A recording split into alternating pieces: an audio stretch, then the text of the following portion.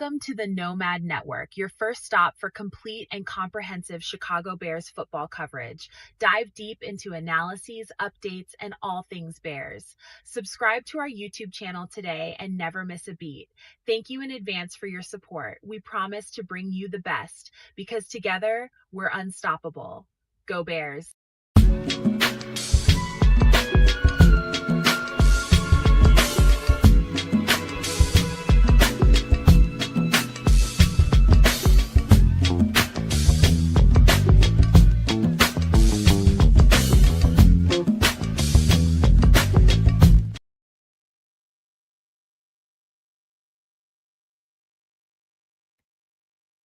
Yo, welcome to Wednesday night and some extra sauce where we got a bunch covered for you. And we are definitely into the Bears part of the season, man. I think the summer is this when the summer is about to wind down and wane, and the Bears are in the building and hot ass July. And yeah, man, it's fun. Just knowing they're out there. I've seen a couple little clips here and there. They're just throwing the ball around, going through reps. Sound like it wasn't too much of a practice today. They just went through some stuff they probably was talking about in the classroom, got out there, did their thing. But that part, we'll get to that when we get to it. I heard some interesting nuggets, which I will bring up. And I'm sorry about that noise out there. I got my window open. Heard some interesting nuggets, some stuff that we've been talking about kind of all off season and wondering about. The day before, I heard Ben Johnson put some clarity to some stuff.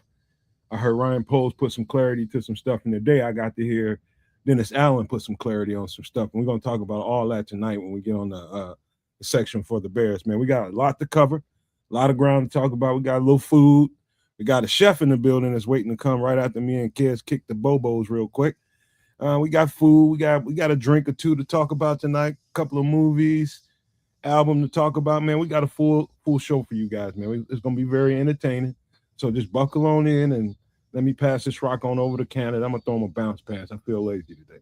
Oh, had that spin on that one. Look, it's Wednesday. What it do? Time for some extra sauce. Y'all good to see y'all. I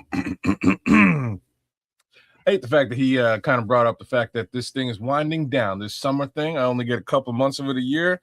It's mostly just freezing bloody cold and me complaining about how freezing bloody cold it is. But he's right.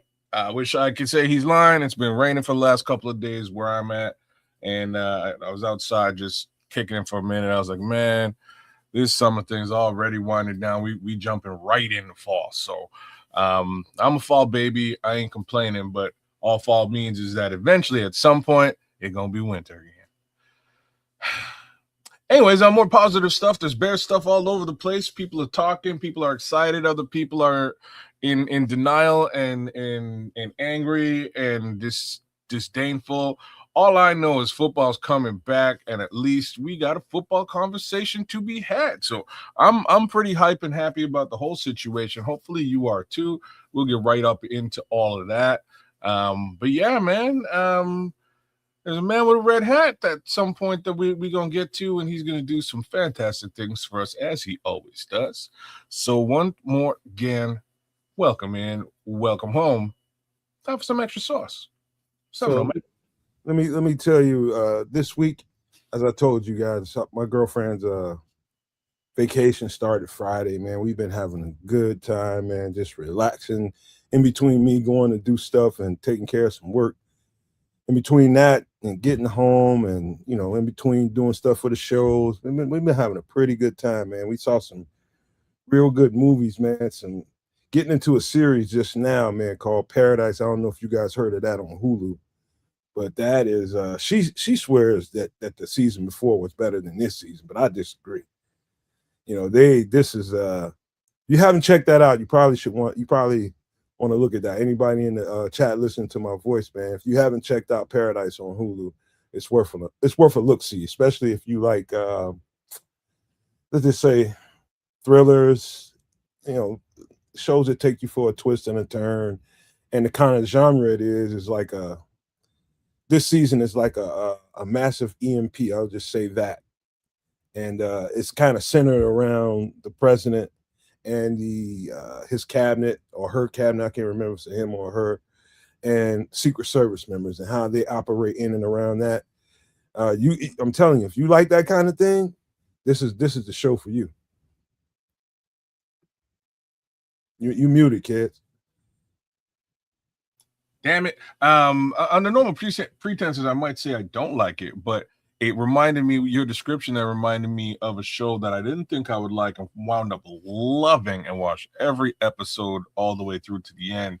And that's 24.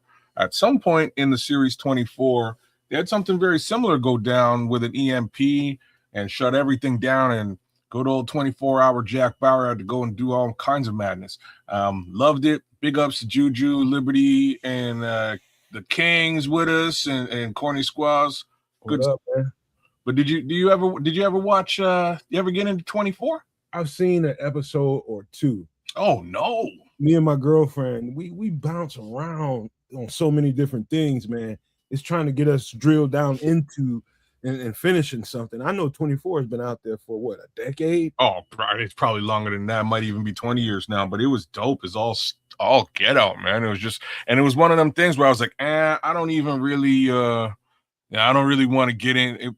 You know what? 24 is like the show that that turned me on to TV again. So I'd kind of stopped watching TV for a few years and really got into the movie thing, and I was becoming a real legit movie buff. Like at that point I'd basically seen like every movie of note, and then I was chilling at home, and very similar, like somebody blessed me with the first season on like just a rip DVD, and was like, here man, I think you're gonna love this. And I was like, huh?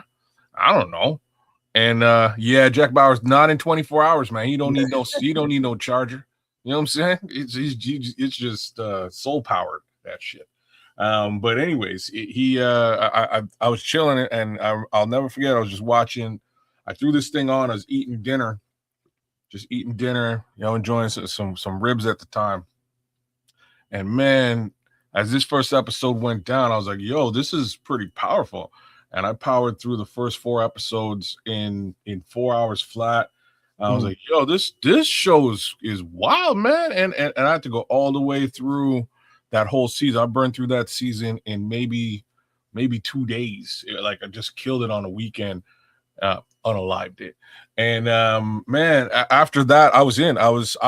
I had to see all the stuff that was going down, and it was probably 4 or 5 seasons in at that point. So I watched all 5 seasons and then caught right up to where they were and watched the last couple seasons, after the fact. But dope show, real dope, but similar. Just the premise that you put down, the exact same thing happens in a major way. To be honest with you, I think it happens twice. I think it happens 2 times in the series, but something very similar. And you have to go down and figure out, what the president is going to do. I think the president might even get bumped off. Might have gotten bumped off after the EMP. Don't tell him too much now. I'm just saying, there's presidents get bumped off in 24. That's like a Wednesday. You know what I mean?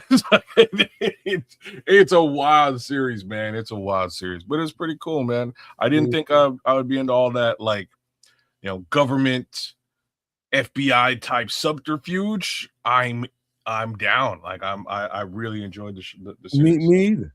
I'm the same way. I'm like, yeah, I ain't with that. And one day we just decided, and watching it with my girlfriend, she's kind of nervy and gets nerved up, and she gets into it. And it's like she looks like she's emotionally hurting fucking cats or something, or trying to hurt cats. I mean, I'm just like, it does take you for a lot of twists and turns. It's always got a got you moment. Who stars in it, man? Do you know? I can't remember the guy's name. Not it's a sure. black guy. It's a black guy. I can't think of his name. But lately, he's a real hot actor right now, man. He's in some of everything. Can't think of it. He might be. He might be. I don't know what he is, man. But yeah, it's a good show. And I thought the same of 24. What little bit I did see of it, I just like that. That can be a real good show. Oh, it's this cat. Snap. What do I know you from, man? I know this cat from something, and it might, I feel like it's actually 24 in the end. One of the best shows I've seen in a long time is called The Pit.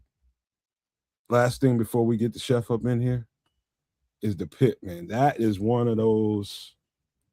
Yeah, I'll just say that it's a hospital drama, emergency room drama. If you like that kind of thing, y'all gonna love that show. But yeah, man, let me quit running my mouth, man, because we do have a chef on deck, on duty, ready to fire up a griddle for us and show what he's got going on. All right, I guess we can do something like this then. Chef Trips. Chef Trips. Chef Trips. Chef Trips. A motherfucker in the kitchen. And it will be beautiful. Ah, man, let's bring that guy out here. There he is. Yo, chef, what up, man? Hello. Can you see me? Can you hear me? Yeah, we got you, chef. Welcome to the kitchen of Chef Trips. I am your owner and proprietor, Chef Trips. But for the segment here on some extra sauce, I am that a MFer in the kitchen as well. Welcome to the segment. And on the menu tonight will be whole wheat loaded pancakes. And what are they loaded with, do you ask? Well, I have the answer for you. The loadedness is with some crispy hash brown potatoes, some crispy bacon that we will crumble up, and some breakfast sausage that we will also slice up, and then also some shredded cheese. And so all of that is going into the pancake batter and going into the cakes.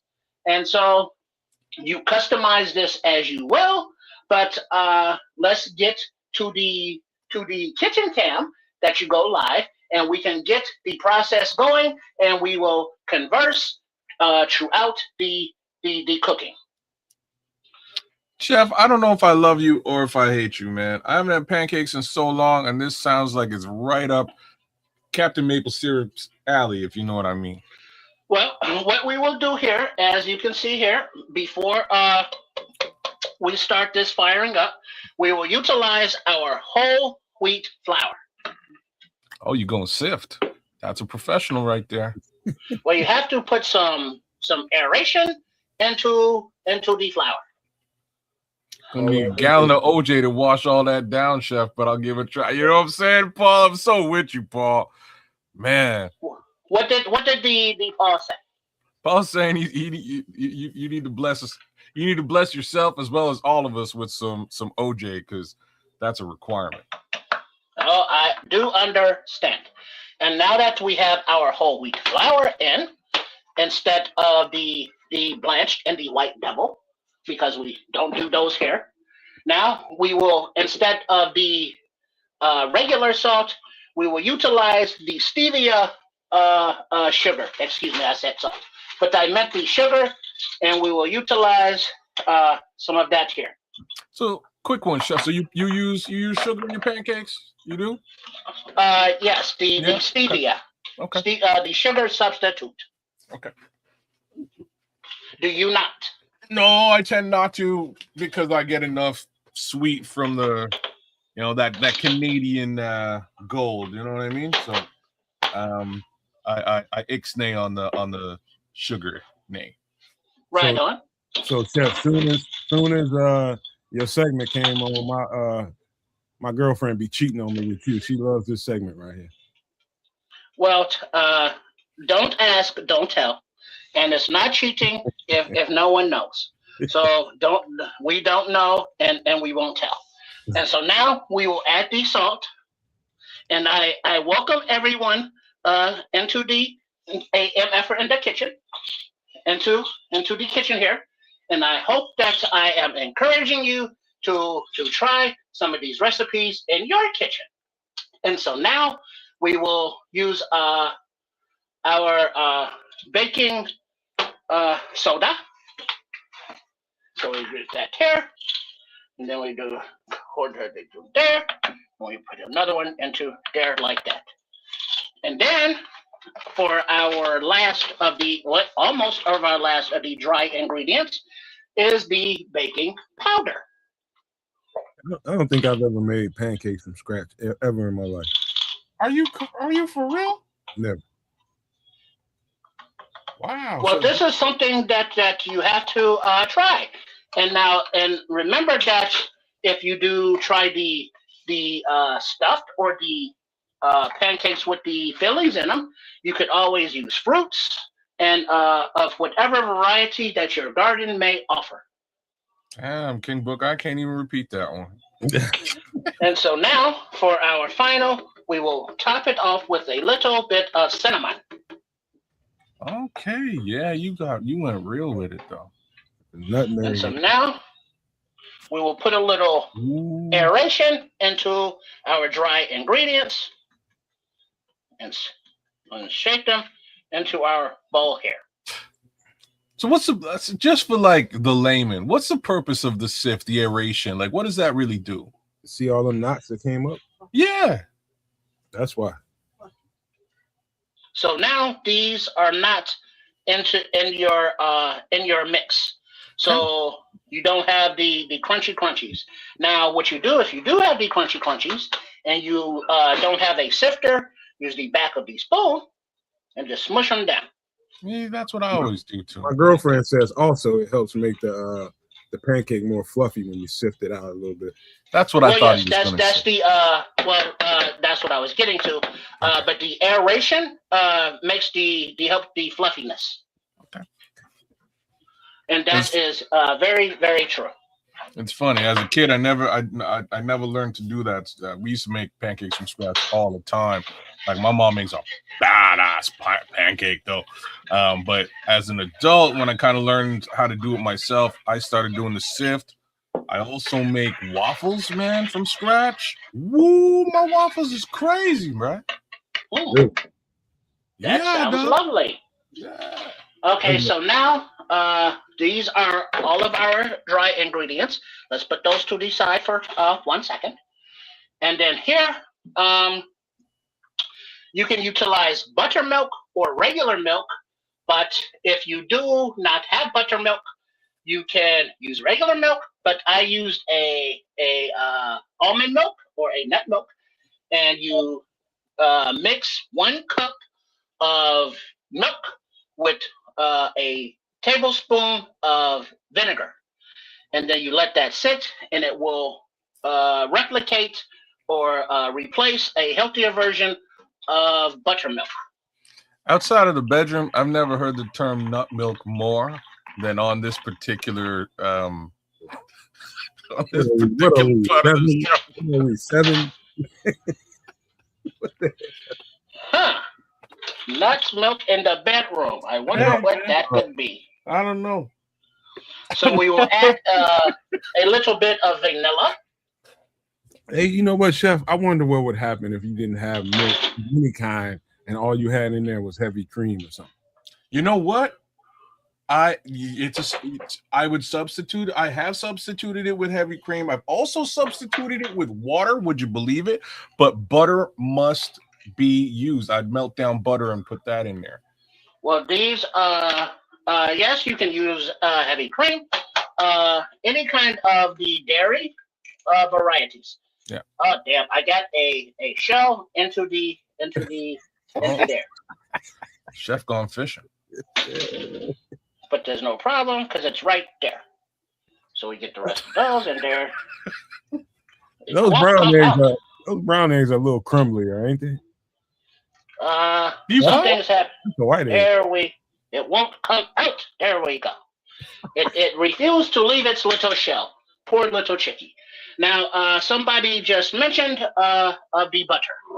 Yeah, and of the butter, we melt it a little bit so it is melted. Okay. Put that in there as well. Oh, you. And then we're gonna give this a good mix. No, you didn't. This is not your first rodeo. No, he knows what he's doing, man. Once he got into the vanilla, I knew it was legit. Now that we have the wet, and we now do like sometimes in the bedroom when the partners are together, and now they are two, but they become one. And we don't want to mix it up too much. We just want to make sure that all of the flour is being no plumpies and absorbed. So we just want to get them wet. Get your mind out of the gutter. My mind. Yeah, we seven over here tonight, Chef. I'm telling you right now. Jeez. And so now we're not mixing. We are just basically pushing down the flour into the wetness. Oh. And we're not going to give it a mix because the mix will take away some of the airiness that we put in. Okay. So now that we have this absorbing, we will start to add our infusions ingredients. Oh, you going okay, bro? You're going full on Amsterdam style with it, bro. The Dutch. When he said infusion, my mind went somewhere. I do not have a budget for the THC cooking, but if we did do that, we could do that as well. Make some beautiful can of butter, and then beautiful ingredients utilizing that butter as well. But this is not that kind of party. Okay. All right, so now that we have that there, we will bring over. That would have been dope, though, Chef. That would have been dope. You had a little, green butter, green oil. That would have been a very special episode of IMF in the Kitchen. It would have been indeed. And so now,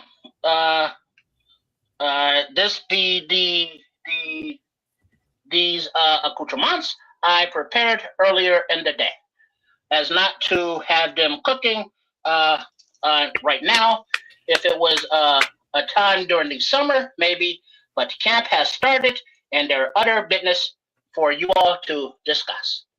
So we can pre-bake this a little bit at a time. And so now we're going to crunch up our little bacon in there. And I tried my bestest not to eat all of the bacon earlier, which, as you can see, I was successful at. Slightly. And now that we have the crispy hash browns, you can make yours a little less crispy, or you can omit them. And the beautiful thing about the infusion is you can put whatever ingredients you want in, fruity, meaty, or whatever's. Yeah, man. Look like we're heading towards a pancake casserole. Nah. You'll see how this will turn out. This is gonna turn out it's gonna turn out dope, but you would have to take I wish you could taste it, because the way that it's gonna, especially with the sausage and the bacon, for some reason, I'm no scientist, but for some reason, sausage, bacon, and maple syrup are a beautiful combination. It's the weirdest. I told you how I found out about it. Playing Madden with my homeboy all hours of the night and morning. And his girlfriend came in there going crazy. He was just like, man, chill out. Just stick around, man. She gonna make us something to eat. And she sure did. And that's the first time I had that combination. I was just like, yeah. It is a beautiful menage a trois. And that is more love and nut making, but in a threesome capacities. Interesting. Oh Lord.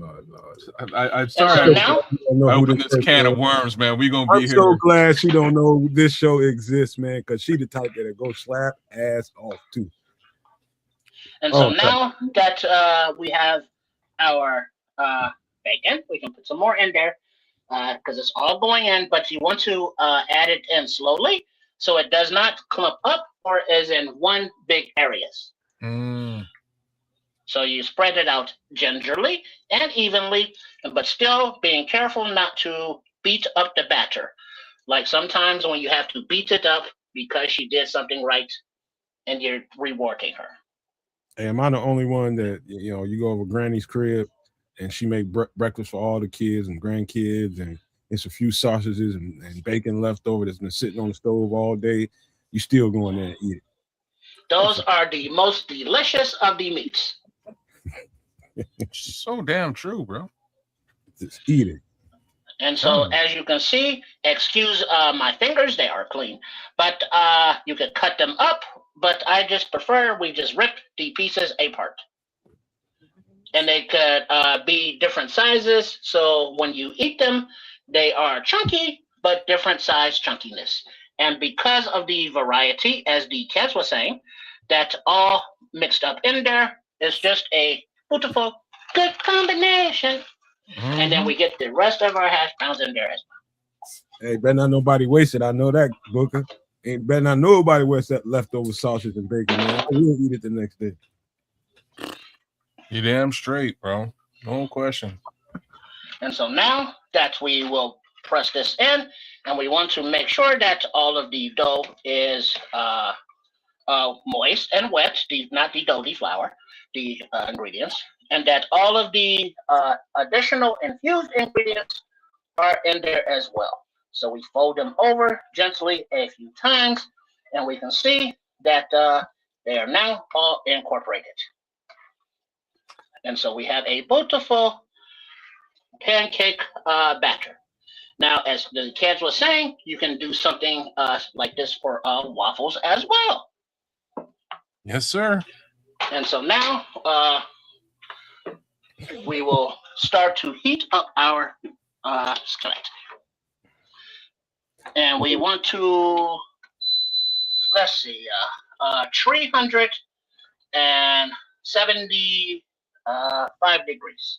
Oh, That man. is Hey, medium high. Scrolls is being Scrolls, man. He said you be cooking for them big broads. I couldn't even, man. Oh, too funny. Well, the Red Baron knows the deal. Because there are plenty of times where he had Miss Wright now, but not Miss Wright. Hey, I'll take that ham sandwich any day of the week, man. Especially when it gets cold outside. It's a good sandwich. Yes, it is. And so now you see the thickness of our batter there. And so now we want to make sure that the griddle surface is hot when we put them in. So it is heating up now. King Booker, the first time I ever saw it, I was dating this girl, man, and she had 2 kids, and they loved it. They loved water on their cereal. It wasn't even a thing. They didn't even know any different. And it's just like how you present it. If you never put milk on it, them kids won't even know until they catch like a commercial. Mama, they put milk on their cereal. It was pretty wild. I never seen that before, and I was like, you broke when, but all right. Now we put a little bit of oil, and then a little bit of butter. Now, if you do not want to use butter, you can substitute with a little bit of coconut oil.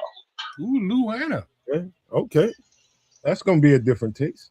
It does give it a different taste, and if you like if you lean toward that coconut taste, it's a bit sweeter. I'm not the grandest fan of the coconut flavor, so I prefer butter over oil. Period. But that's just me. Hey, Chef, show me that brand name of that coconut oil again. Luana. One moment. Luana. Okay, that's what I thought. All right, so now we got that there, and then we kind of smooth it out so that it is pretty, even, level, and not humped in the middle. And the brand name is Luana. Okay. I've seen that before. I just never owned it. No, I gotta William. I don't know if we picked a mod in a while, man. Maybe we need to do that coming up soon. Willie Walmart, man. You just wanna bounce folks or what? Now, something that we did not add was the cheese. Oh well. Oh, It will go into the subsequents. No, you know what, Trip or Chef, just sprinkle it at the top when you're done. Will do. There you go. Or right before you flip it. Or bread sandwiches with no bread, but yo, call it air sandwich. We call it air sandwiches. That's what that's broke. On keto, it was just lettuce. It was just lettuce sandwiches, no bread. It was they turned out all right. The first one I had, I was real mad, but after a while, you kind of get used to it. It's all right. I had a romaine lettuce cheeseburger before. I have them all the time, man. To be honest with you, just lettuce wrap to get away from some of the carbs, some of the bread. But for a minute, that's all I was eating was just, deli meat on lettuce with a couple of condiments, no ketchup, and away you go. It was actually real good. Wasn't bad. Get used to it. Wasn't bad at all. I knew I was missing something, but I wasn't mad. Make me want to eat 2 burgers. You're damn straight. You need at least 2. But it's actually way better for you like that. For me, you're right. I would like easily a double burger in a wrap. Yeah. Or else I'm hungry after. Yeah. You're gonna need it. You're gonna need that extra burger. Yeah. That is very true, because now you can actually have the meat and the protein in your body to process, as opposed to all of the carbs. Yes. That's gonna and be so now we put the late additional cheese there, and then we'll put some here, and then while that is cooking, we'll just incorporate it more. Hey Chef, when you bend down and smell that bowl, what's the overwhelming scent you getting? Probably cinnamon. Probably cinnamon. Cinnamon and bacon. Vanilla. Oh, and vanilla. Yeah, okay, yeah. That's right then. That would have been my guess. That's gonna really taste like a pancake. Yeah. See, Chef, I'm all about the consistency, man. I want it to be a little bit watery, because I kind of like mine a little bit thin and crispy, man. But that's just me. My mama used to make it a lot like this, and they turn out super good. But as an older gentleman, man, I like a little bit thinner and crisp.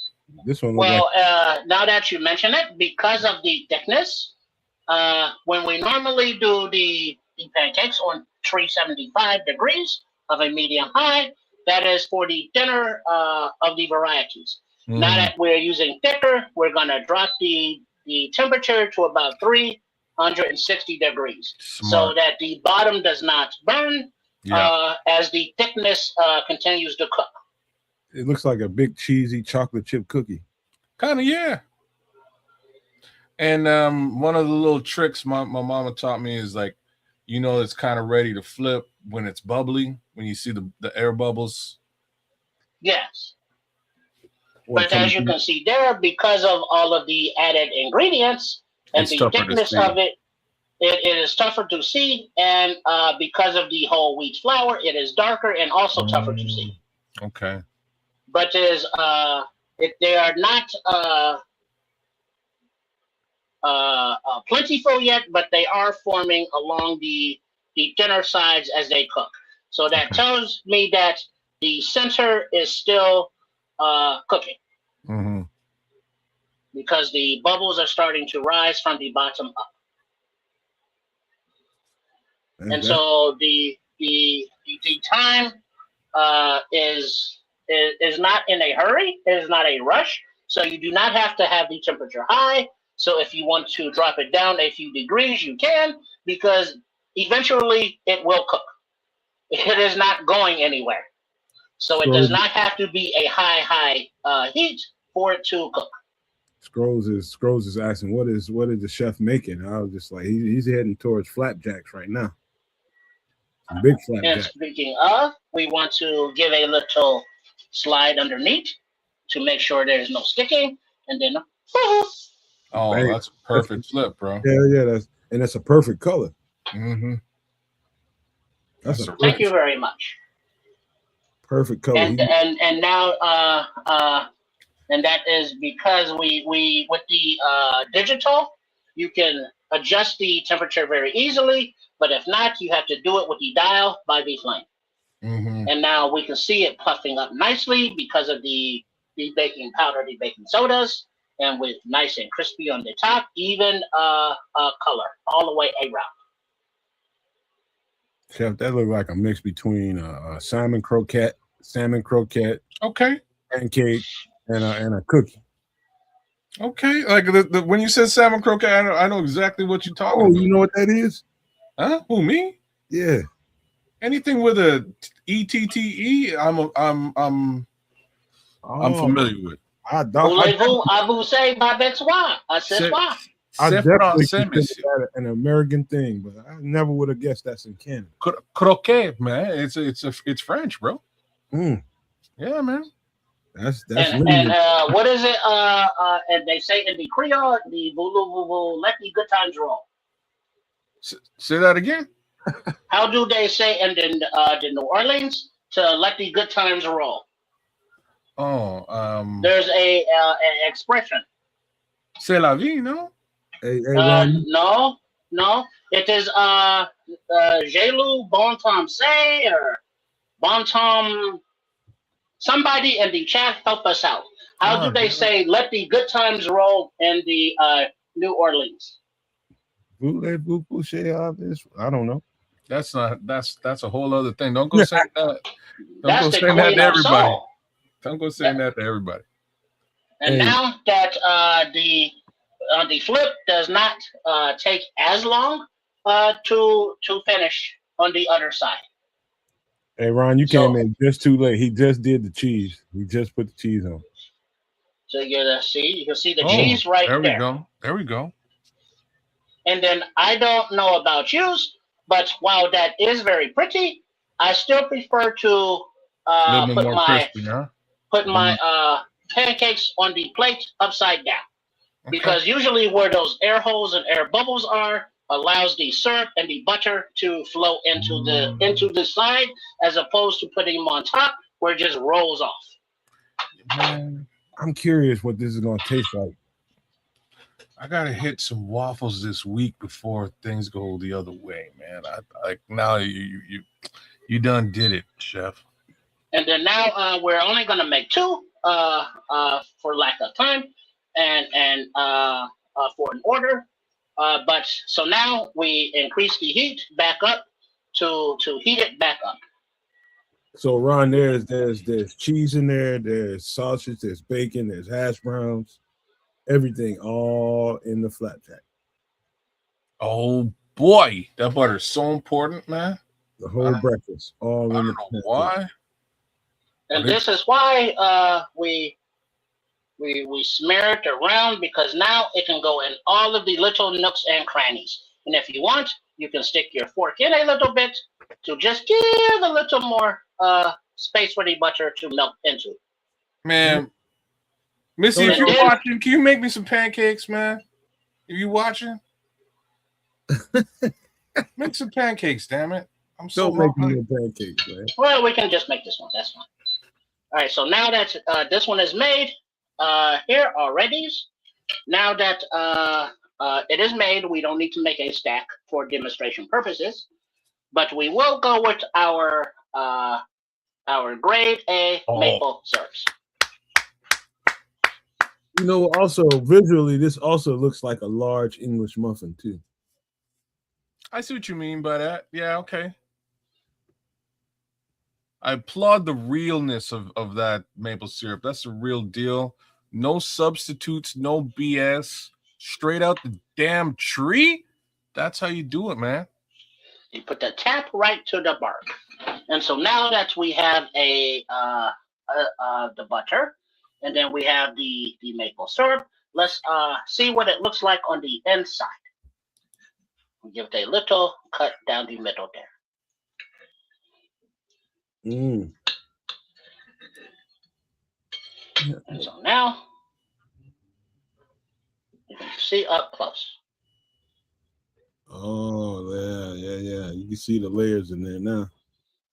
You see the sausage right there. I see some bacon, and the cheese is there on top. So for the taste test, we need to go to my close-up screen. How do I do that now?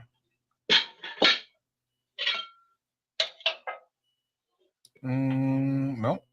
Hold on. Okay, look. Hang in there. There you go. And there he is. All right, so now that, it fell off the fork, but that's okay.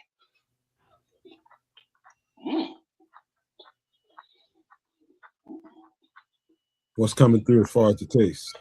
Probably the sausage and bacon, ain't it? And the syrup.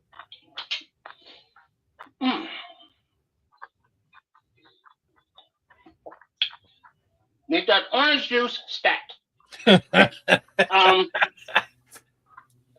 The first thing is the fluffiness of the cakes, and the flavors with the butter and all of the ingredients. You know, all of the flour is cooked out. It is nice and fluffy like a cake. And then there's a crunch of bacon, and then there's sausage, and then there's a little bit of cheese, not as much. And then the hash browns are in there. So there are many different flavors for every bite, and every bite is different, even though they all have the same basic flavors. But there is of course, a natural sweetness to it. A little bit of salt as well, I bet you. But it does not taste salty. No, not salty, but just a little bit of salt. Well, we did put salt in there, yes. Mm-hmm. A little savory. Yeah, and then the savoriness, and then the complement of the maple syrup. So True Pilgrim is saying substitute turkey bacon and turkey sausage, and I'm with you. He ain't with that pork, I guess. And that's cool. And our boy Ron Winarski says, does it taste like Victory, Chef? By the way, it does. It does taste like Victory, and that is what we hope to smell on many of the Sunday, Monday, Thursday, and Saturday game days for the Bears. By the way, talking about turkey bacon, man, Costco got some of the best turkey bacon in the game. Best turkey bacon in the game. If you're gonna go that route, man, they got some of the best in the game. You know, it is very distinct flavor when you bite into the breakfast sausage. Mm-hmm. Oh yeah. And it's so meaty and juicy. You know, because the sausage retains all of its moisture on the inside, and so when you bite into it, it is like taking a bite of sausage, except that it's already mixed into the batter of the infused pancakes. And they are loaded. Oh, maybe I should say not infused, but loaded pancakes. I like it. Because infused makes, like Nomad said, makes people want to go get the munchies. Hey, by the way, man, anybody, you ever want to get a breakfast sausage and get something that's going to taste different? If you in the sage breakfast sausage, the Sage Fresh, I think it's either Jimmy, it's Bob Evans. It's Bob Evans.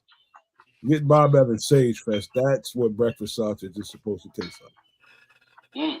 It is very, very distinctive.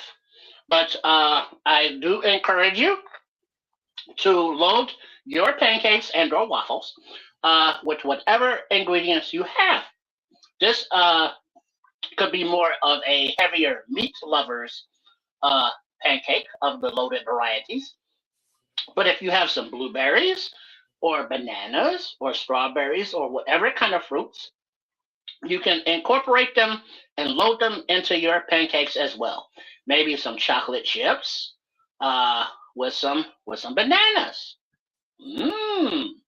So just think of all of the combinations of ingredients, and then if you are with someone else and they have their own request, you can separate the batter very easily, and then add your own individual ingredients. So you can both use the same batter, but then you customize each of the cakes for use on eating pleasure. So you do not all have to eat all of the same.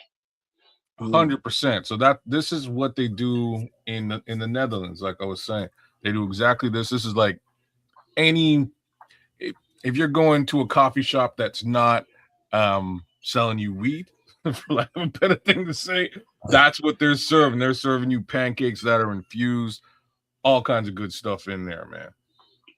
Now the wheat flour, it does tend to make things a little bit more crumbly if you don't smooth the batter out a little bit more. If you whip the batter out until it's really, really smooth, it comes out kind of smooth. But like if it's kind of dense, like the chef just did, it'll come out a little bit crumbly. But it don't Well, bother me. also with the wheat flour that the Nomad is saying, is that also you will notice that at times the liquids for the wheat flour are a little bit more than they would have been for the devil flour. And it's a thicker, denser product. So the flakiness is there, but it is not. There's a word for it that I cannot think of now because all I can think of is menage a trois. But that reduces some of the flakiness, and it is not as light and as airy as the enriched bleached flour. So it is heavier, and so that heaviness makes more crumbly. What about buckwheat? You ever use buckwheat instead? Oh, Tay. Oh, Tay. I lined that one right up for you, but that was awesome.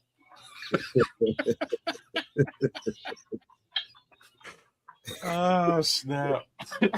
Don Berg got his smart mouth ass in here.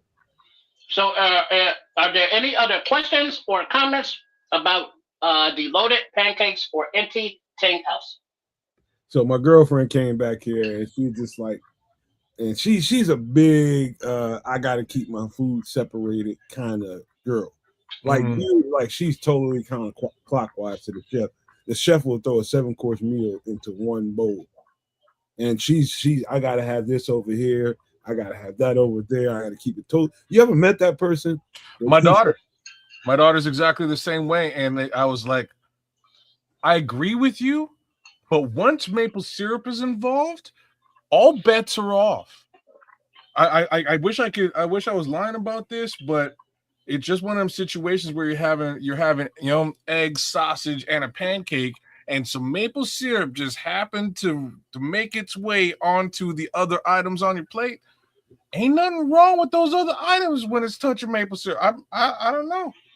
But there are some people that are like that.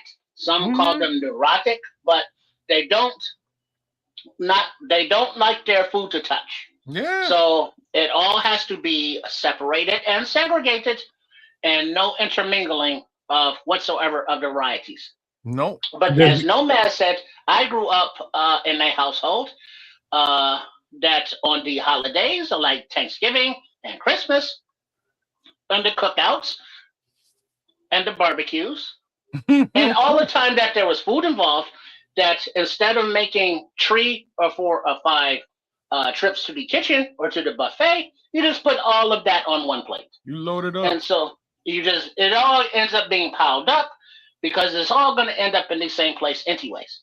And Good so choice. as you eat through it, it just makes a flavorful taste explosion in your mouth. Kind of like nut milk, but different. Oh Lord. Oh no. Oh. I'm sorry. I'm gonna give you a cute little add-on to that. That's how I kind of discovered a dish that I did for my family on Thanksgiving one year. And everybody's supposed to bring a little something. You might have to bring the soda. Somebody might have to bring some beer. Somebody might have to bring some ice. You might have to cook something. One year I had to cook something. So I did the mac and cheese with the holiday ham, with the glazed holiday ham, infused like he just did right there. And everybody was just like, "What's this, man? What you done did to the macaroni and cheese, man? What you doing?" I thought I was gonna have to throw down up in that motherfucker, man. But yeah, it ended up being one of the top dishes. That thing got cleaned out real good. And I just threw some pineapples on top of the mac and cheese. And they didn't know I put a little hot sauce in it and everything. But that was some of the best mac and cheese I ever had, with some cubed up ham and some homemade macaroni and cheese, probably about 3 or 4 cheeses in that thing. Throw it in the oven. Man. So you made it like Hawaiian pizza. Like Hawaiian macaroni and cheese. Yeah. And it was off the chain. Like, I ate my own food. I usually make something and I don't want nothing to do with it, but I ate the hell out of that. Because that's my favorite things for Thanksgiving. The versatility of the pineapple is to be amazed. Mm-hmm. They are good if you grill them. They are good if you bake them. They are good if you roast them. They are totally delicious on top of pork chops. The pizza. Yeah, bro, he's right. And they have the natural sweetness about them that gets even more flavorful and deeper, like when they are roasted and cooked. Yeah, 100%, man. One of my best dishes is a stir fry, sweet and sour stir fry. But pineapples are the star of the dish, man. 100%. They provide the sweet and the sour. Boom. Right. So if there are no more questions and or comments, I will get out of here for this month. Any more questions and or comments? Well, no, man, I'm hungry like an MF is really all I got to say. Thanks again, Chef. Appreciate it. And really, Missy, I really hope I hope you're listening, because I'm hungry and pancakes would be awesome right now. Appreciate the ingenuity so much, Chef. That was kind of genius, man. I never would have thought of that. Well, you look at the ingredients that you have, and it's like, how can we whip something up that is tasty and filling and expense-wise, the 2 cups of flour out of a bag of 5 pounds, however much that is. 4 strips of bacon. You know, a pack of bacon is $6 or something. The breakfast sausages were like $5. The cheese like $3 or so, and then the butter. And so the ingredients are economical for your pocketbooks, and they are customizable for your different dietary restrictions and or requirements, your taste, your allergies, and different taste buds, and the finicky, picky eaters.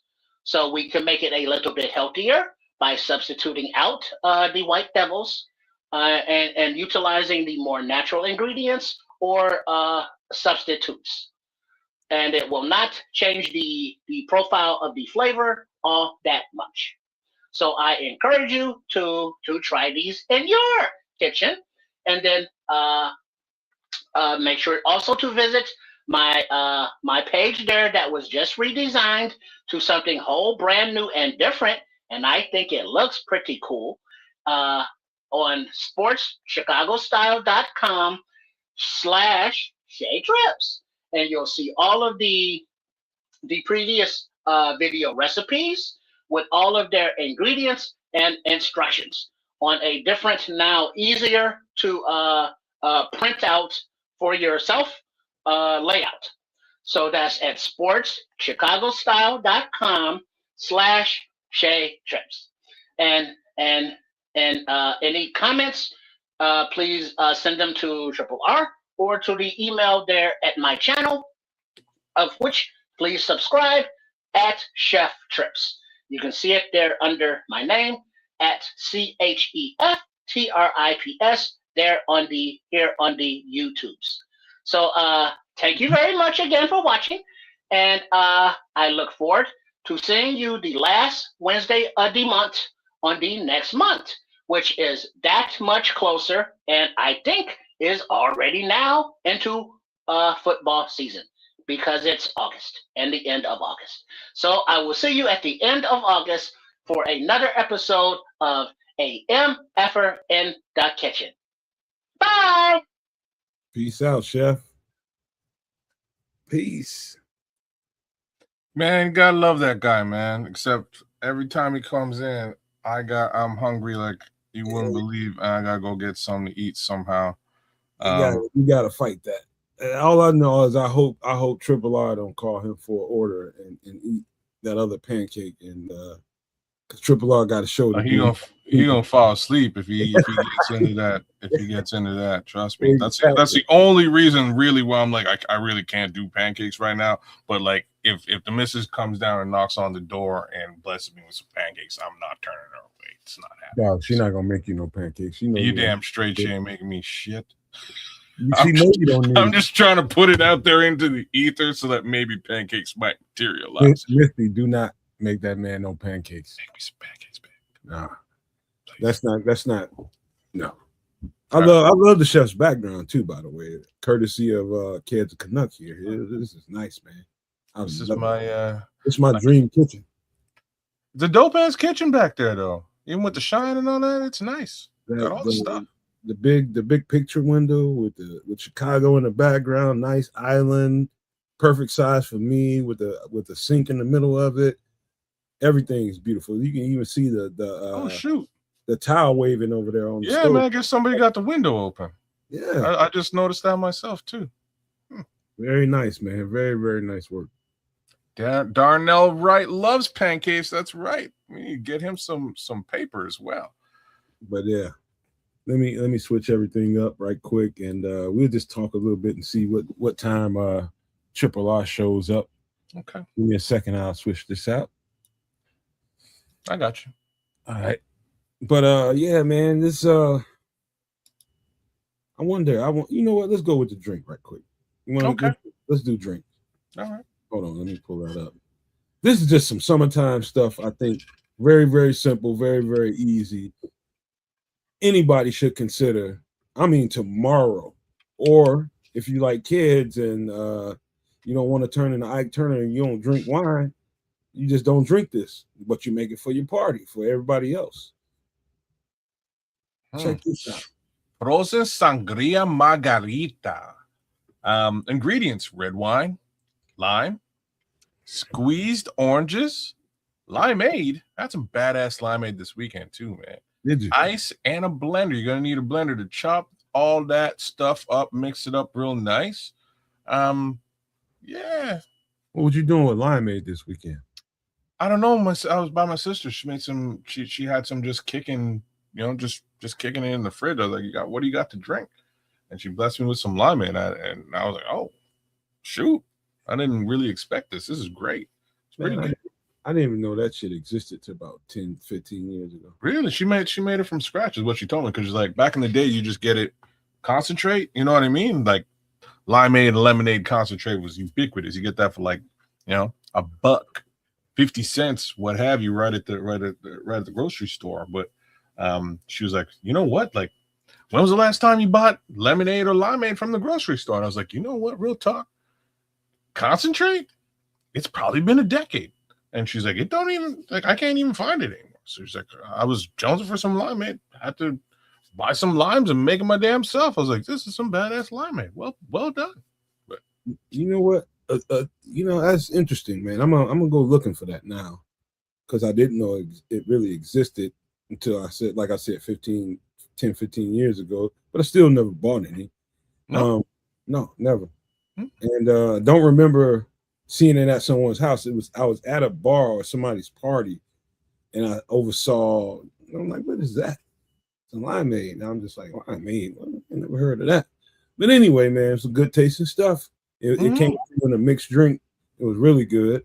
However, this right here, like, picture yourself on vacation, and you at I don't know about you kids, but when I go on vacation, I ain't big on eating a whole lot.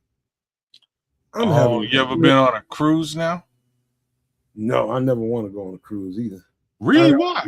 I cruise. You're not a water. You don't like dog. I got so sick. You get seasick, huh?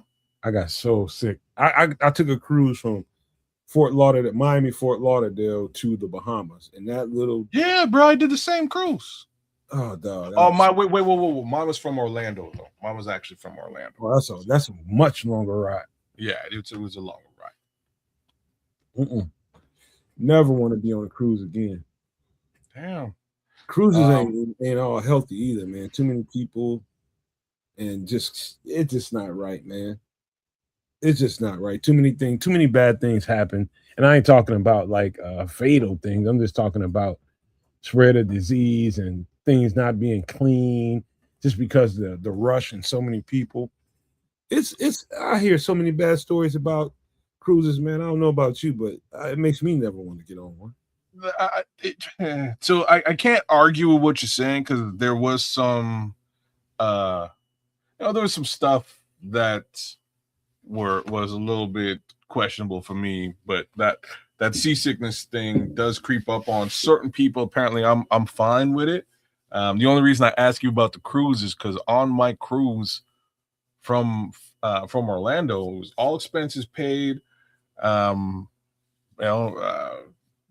booze included, and it was just wild debauchery. And when I say that, it was. And there was two kitchens, and those things went 24 hours, bro. So I'm just drunk, fed, and fucking. Like that was my couple of days, man. It was awesome. I was on a cruise ship in that little trip, and to me it felt like it took 12 hours. It wasn't that long. It wasn't that long, but as blue as I felt on the inside, I was fine when we first took off for about a good hour or so. Yeah, and then we must have hit some deeper water and more dips, more ups and downs. Was it raining? No, it was beautiful. Okay. They had food, drinks, man. I got into all of it, man. Partying on the upper deck, everything, man. Next thing you know, they're just like, "What's wrong with you?" I was just like, "You're green." I'm going to the room, Jack. That's all I knew was fine bras up there too. You tapped out, man. I know what you mean, man, because everything was straight until we were on our way back, and man, so because we're in international waters going to another country, coming through the U.S., if you're coming through the U.S. and then heading to Canada, you have to do all of your incidentals and like customs declaration on the boat. So drunk. So I'm going to do this, but as I'm doing this, they sent a message saying that the boat isn't like we're hitting stormy waters. It's going to be stormy for the rest of the night. So I'm like, all right, well, whatever. So I start walking from my cabin, and like, the boat's going like this. So it's like this is what they call sea legs. You got to get your sea legs. So now I'm like struggling trying to walk with the waves, and it's a hustle just to get to this little area I got to get to. So eventually I get to this area, and now I'm in a lineup, and I'm standing between some folks, and I look over my shoulder, and this guy goes, "Oh," and I'm like, "Oh no." I look over, and so he starts to blow chunks all over the place. I'm like, this is nasty. So I kind of step away from him. And as I'm stepping away, the dude in front of me catches like a whiff of this guy's stuff, and off he goes. Bro, this whole line starts blowing chunks all over the place. And I'm like, this is crazy. I never seen anything like this in my life. But I was about 4 people back. And what I realized real quick was like, I can just go to the front of the line and pay while everybody else is dealing with this. So I just skirted up to the front of the line. And the girl, because she's been working on the boat, she's fine with it. I was like, okay, well, you may want to call a janitor, but in the meantime, let me just square up my incidentals and get the F out of here. So thank you very much. And I squared up and I bailed. I went back to the room. Real talk, the wife was feeling it too, man. She was in the room puking too, man. It was pretty crazy, man. But it's fun nothing worse than the smell of stomach bile. No, nothing worse than that. But honest to gosh, like even that didn't bother me. The sea legs didn't bother me. I was fine the whole way through. I had no problems, man. Dog, this right here, the only thing I would want to add to this, and I wouldn't do it pre-blender because it would just break the ice down a whole lot faster. But some kind of sparkling water or maybe a lemonade, not a lemonade, but a Sprite or something like that would definitely do this motherfucker real good. And it's almost like you're not drinking wine at that point. I think a sparkling water will be best because it'll just take a little bit of the sweetness out of it, but it would be very nice. This is a nice drink, man. A little bit of sour kick with the lime and the oranges.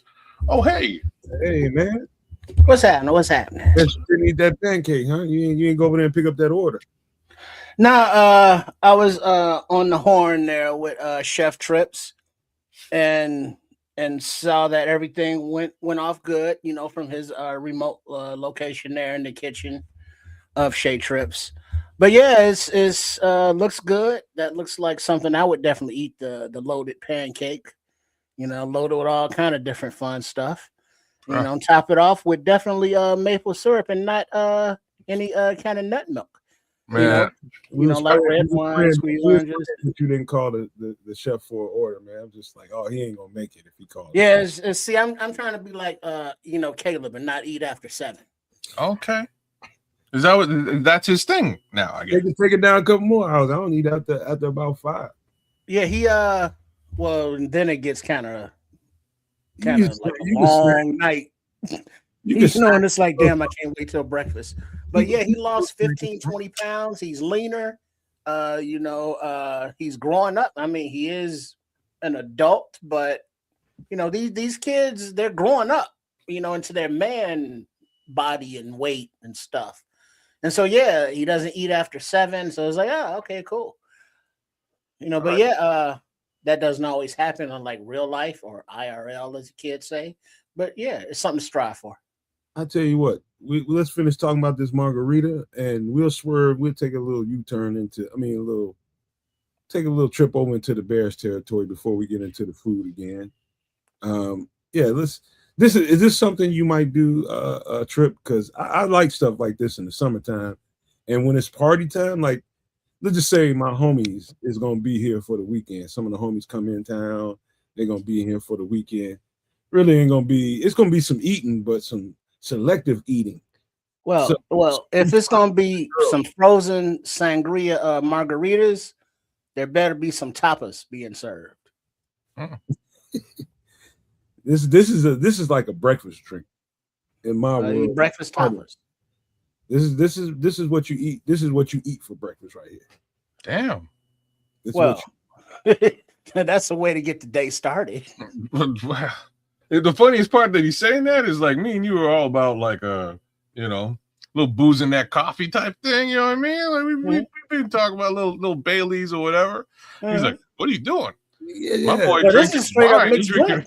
I'm talking about you got a prepared party weekend. Your boys are in town. Y'all already know how things is gonna go, and you want to get that shit flying off. Right.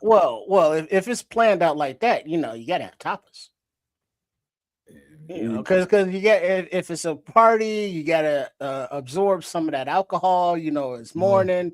You want to get the day started off right. You want to get a little something in that belly for these to wash over, absorb and digest with. It's just wine, man. Karen drinks. Well, but that's something that I think the people sleep on the tapas and drinking sangrias, is that it's the little portions. Like little miniature tacos or whatever the dish is, but you can eat 2 or 3 of them and not get stuffed or overly full, but it's very sociable. You got to eat something, you're going to be out, for the weekend. So it's like, yeah, we got sangria margaritas and what they going to eat. You got to eat something with it. That's the whole thing. See, I think I might have this coming mid to late August. This weekend might be coming up, and yeah, I'm gonna be the one. I'm gonna be the one. Well, here's what you do. Real simple. since we not getting in the weeds on it, we can go with just a taco bar. Some grill you up some chicken or some steak or some ground beef, and have them in individual dishes. Get you some sour cream, some salsa, some guac, some chips, some soft things, and just have it kind of like a spread. All the taco bar accoutrements. If you will. This ain't in my house this time. This is going to be in a hotel. Well, that's even better because Tupperware, throw it away or not, because it's very transportable. Because you got to feed them. All you got is a microwave, a goddamn coffee machine, and a blender if you bring it. That's all you should. You saw Chef Trips. You got that induction cooktop thing. Those are transportable. Take it with you. Take you a skillet. It's like, hey, you want beef, you want taco, ground turkey, whatever kind of meat you got.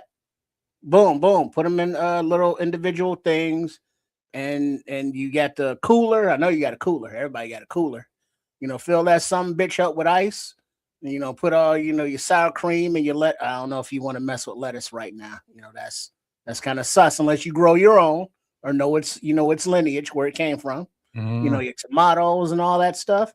And then so that's cost effective. It's individual geared because people can have whatever they want on their tacos. Or you get you some burrito wraps, so you can have tacos, you can have burritos, you get some hard shell, soft shell, and it's just now it's a whole spread, for less than $75. And so now you can enjoy the rest of the day and the weekend, and ain't nobody like, man, let's order some food, or I got to stop, or I got a headache because we had those breakfast sangria margaritas and no food. So you got to lay it out, you got to spread it out. So where they usually stay at is if it ain't here, it's at a hotel or as a IHOP, like about 50-yard walk. Breakfast spot. Yeah, that's all you gotta do. See, now you're going in public alcohol related. They rowdy in the motherfucker too. Yeah, that's you might as well just say a Waffle House.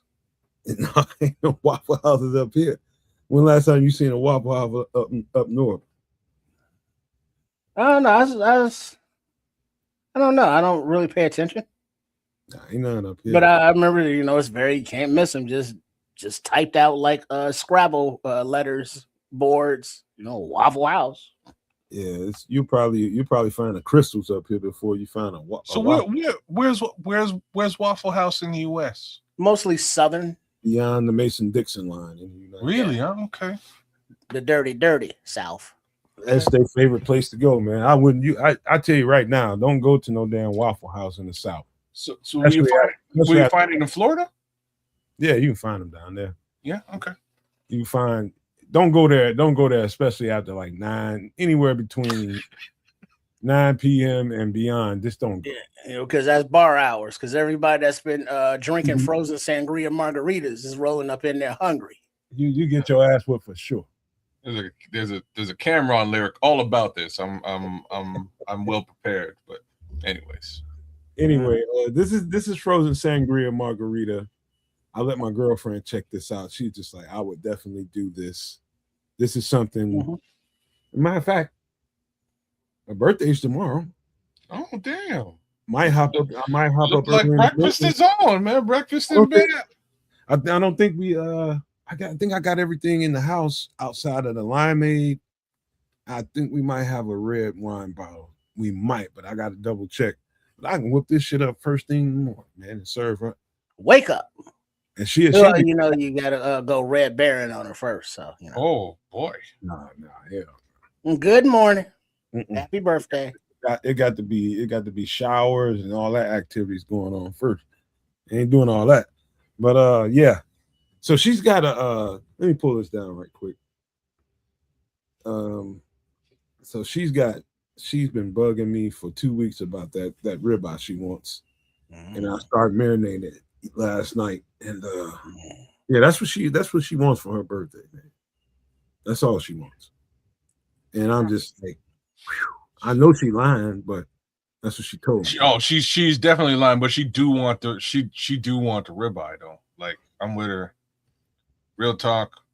That's kind of all I need, but I may complain afterwards when I don't get nothing else. You know what I mean? I might be honest. So we supposed to be going to Belize next year. Oh, nice. shit. And she's let me just say she's got body parts. She's got bottom and a upper body too, man. She's well endowed. Let's just say that. But she thinks she's too well endowed. And she wants to trim down because me and my family supposed to be going to Belize next year. And she wants in on that. And she wants her body to be a certain way. And so I was going to make her the loaded baked potato. Any other time she'd be like, oh, fuck yeah. And she's just like, no. I was like, can we split one? She's like, no, I'm not eating it.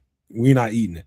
Now it's not just me now. She's talking about herself. Now it's we ain't eating that. I think that's kind of a couple's thing. Is if one of y'all on a diet, both of y'all on a diet. Oh man, hell no, shit. Kids, I do enough of that, man. I know all about that shit, bro. What are you talking about? I know all about that. Hey, dog, one of y'all on keto, y'all both on keto. So you better hear these motherfuckers talking about when a girl get pregnant, some dude come out talking about some we pregnant. No, fuck, we ain't pregnant. No, that's different. I ain't never been pregnant. We ain't on no diet. I give a rat's ass. But the diet thing is legit, and the only advice I can give you goes a little something like this. Like me and you have had this conversation before, and it's like, UCA's goddamn all-star. Well, you can't you can't go out and sort of eat on your own and leave her without any food. You may have to do this. All right. Like I'm just being real. You may have to go get your own stuff to eat because you don't want to be eating regular stuff in front of her. It will piss her off. Mm-hmm. Drive crazy, bro. Dog, she's making a sacrifice. You got to make a sacrifice. She will bring up stuff that you didn't even realize happened. just telling you. That happened the other night with a bag of chips I had. There you go. I had some sour cream and cheddar Lay's. Them are the best chips in the game. If you don't know, you don't know. Okay. I had a bag of those, and I was eating them. It's not a big bag; it's just a little bag. And you can tell when somebody just looking at you. I was just like, "You want some?" So she said, "Give me one. Just give me one." One. That's all you want is one. Just give me one. Chip. And I start back eating my shit. And I get down towards the end. I said, "You want some more? You can get some more." She's just like, "No, I'm good." And then I don't know if you ever noticed that when I got done with the bag, I seen her body let out a sigh, and it was a breathe heavy, like it's over. Yeah. That one, just enough to get the little taste, little flavor, get a little satiation. And then it's like, oh, thank God it's over. Because, she was over there like, he's still eating. Not just he's still eating. This motherfucker knows I'm on a diet, and he's over there snacking on chips in front of me. Right, what's wrong with this motherfucker? So there you go. Hey, I give her plenty of opportunities to come and do things with me so she can lose weight faster by sweating a whole lot more, which she did, a couple once a week. But if you want to do that, that's what you want to do. You got to really burn that shit off. You want to slow roll this shit like it's just you don't just leak a couple of ounces off here, a couple of ounces off there. I'm getting pounds off every time I do something. So yeah, but that's mostly water weight, ain't it? And then you put it back on so you drink. It's not just water weight for him because he's active, right? He's gonna wash through it. He's gonna burn through it. Obviously, activity and exercise will help her and work as well, but at the same time, dude, it's like I hate to see people on a diet. Like diet is, keto diet. I think is a real. That's probably the strongest thing I've ever seen as far as somebody trying to maintain some kind of healthy weight, and just it's a good diet. For you spiritually, it's just a lot of stuff it takes away from you that you don't really need. However, some of these other diets, just dieting just because, okay, I want to lose a couple of pounds, I want to drop a couple of calories. Man, you just don't know what to do with the food you eat. You too lazy to burn it. You got to burn the shit. That's what food is for. Energy, nutrients. Get all that in you, and what your body don't use as far as the nutrients go through your waste. Just burn it. Get no nutrients. Mhm. Anyway. And you gotta just little things like mentioned before. Don't eat after 7 p.m. Don't You feed know, them give after dark. As you your know metabolism, well that changes. Daylight savings time and such. And if you don't eat after dark, in the wintertime, if you don't eat by 4:30, you done for the night. So that could be a little difficult. Or some people, like Red Baron is saying, 1 meal a day, within that certain window, you make sure that you eat, or you eat just within a certain window, from noon till 5 p.m. or whatever. Changes like make sure you drink more water. However much water you drink a night, drink more. Before your morning coffee, drink a bottle of water. 2 hours later or an hour later, drink another bottle of water. Just drink a lot of water.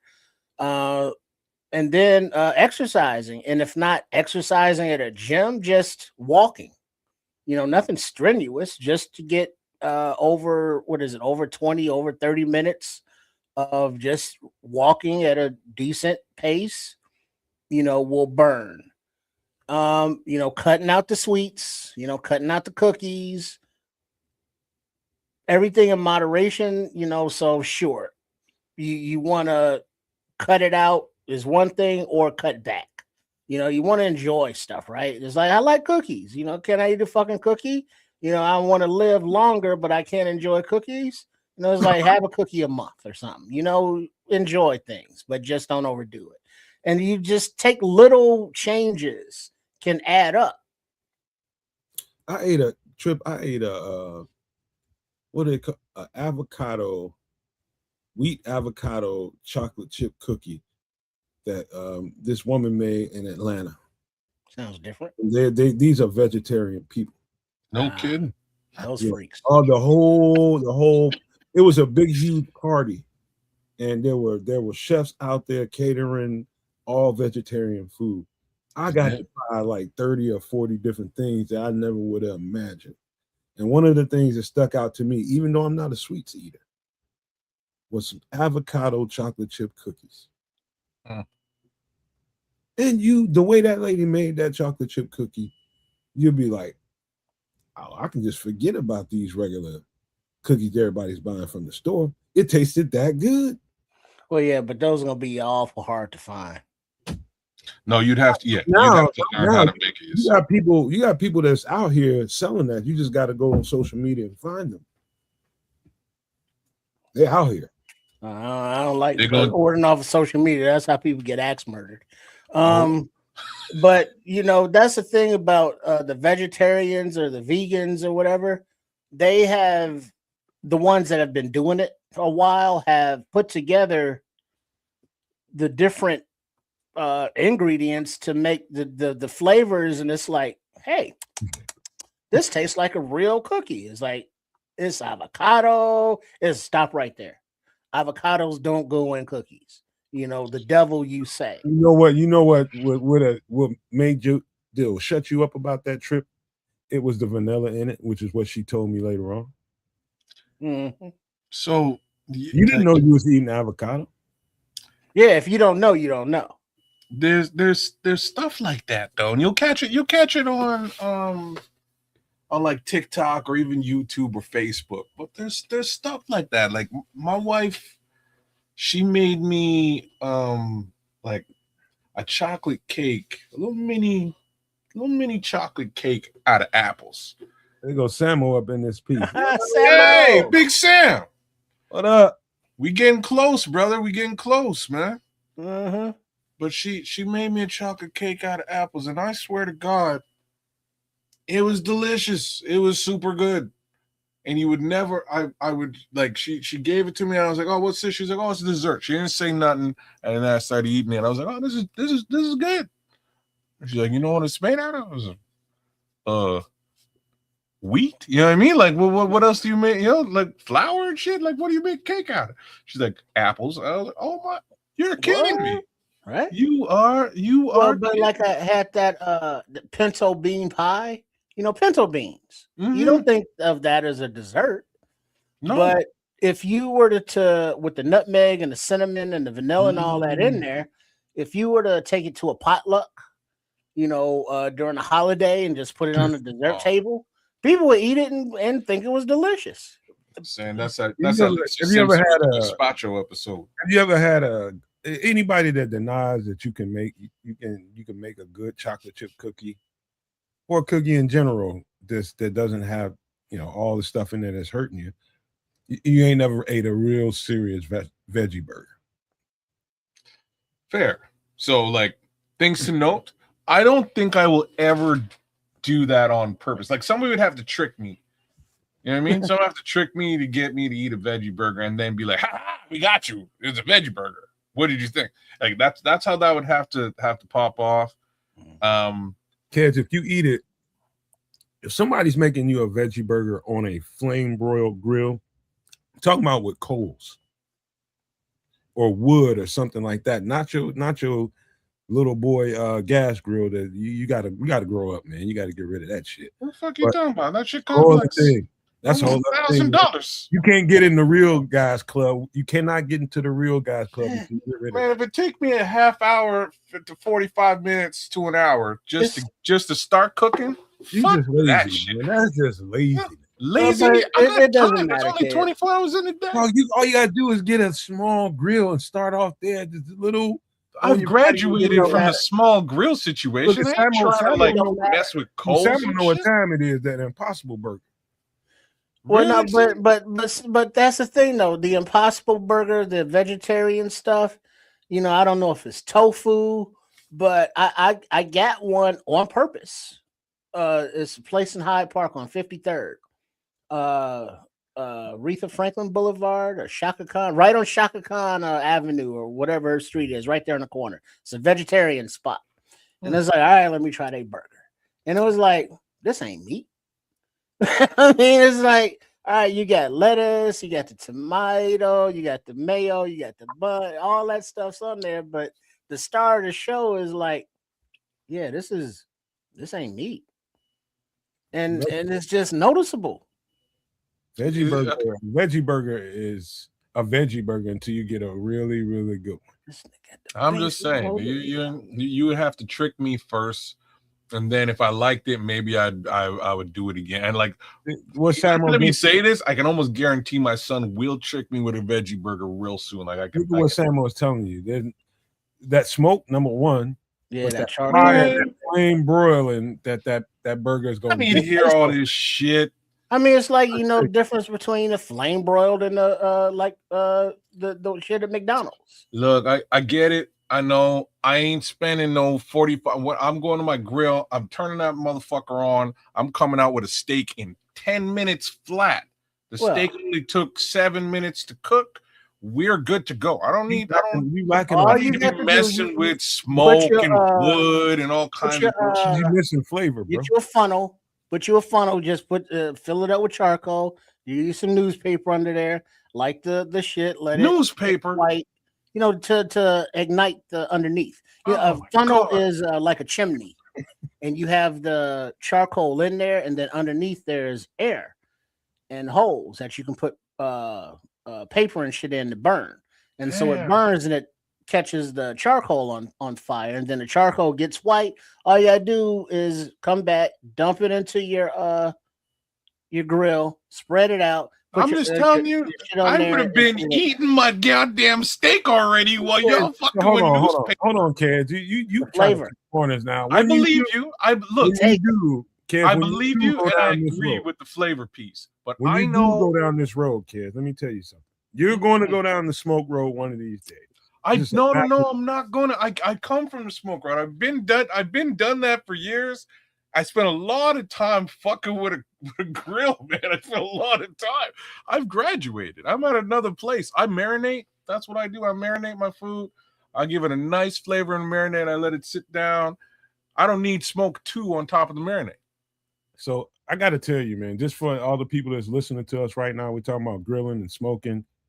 The first thing to know, if you're using any kind of wood, when you first put that wood on there, give that shit some time. You can tell when you close the lid and you letting it get hot, letting the grill get hot, look at the smoke coming out of there. If you see kind of a charcoal colored, brownish, grayish smoke coming out of there, it's not time to put your meat on there. That's dirty smoke. Wait until that smoke gets a little white. That's when it's time to put meat on there. See, I've been a lot of people make that mistake. My steak already ready by the time you waiting for that smoke to come out while I'm cutting into my butter. You know what I mean? Right. Hey, you enjoy that steak, but I'm telling you, I'm gonna enjoy a much tastier steak than you. It might be. Dude gave up 3 runs in the bottom of the 10th. Oh, for fuck's sake. All right, let's cut into some Bears right now. We have 1:30, hour and 30 minutes, man. So it's time to get into some Bears. Let me lead the conversation off like this. Samuel, we get to talking about something that you want a piece of. All you got to do is say the word, invite comment. Let me start off here. This is the main story everybody wants to talk about. Oops, excuse me. This is the main story everybody seems to be interested in, and everybody wanted to hear the coach's take, the GM's take, and hey, what's up with Kyler Gordon? Why is this all? So number one, let me just go out and put this out on the record in the first place. We all thought it was a hamstring or quad. This time it was a calf injury. And so I think they're hearing the oohing and ahhing in the fan base about, hey, what's going on with Kyler Gordon? We just paid this guy $40 million. How come he ain't on the field? Kind of attitudes everybody seems to have. And, you know, I appreciate the responses that they gave. They tried to satisfy the fans. And, you know, let's just open this bad boy back up one more time, and hopefully we'll put this shit to rest for the rest of the season. Hopefully we'll put this behind us. But what's you guys' thoughts? What did y'all think about the responses given from Ryan Poles and the rest and Ben Johnson and Dennis Allen for that matter?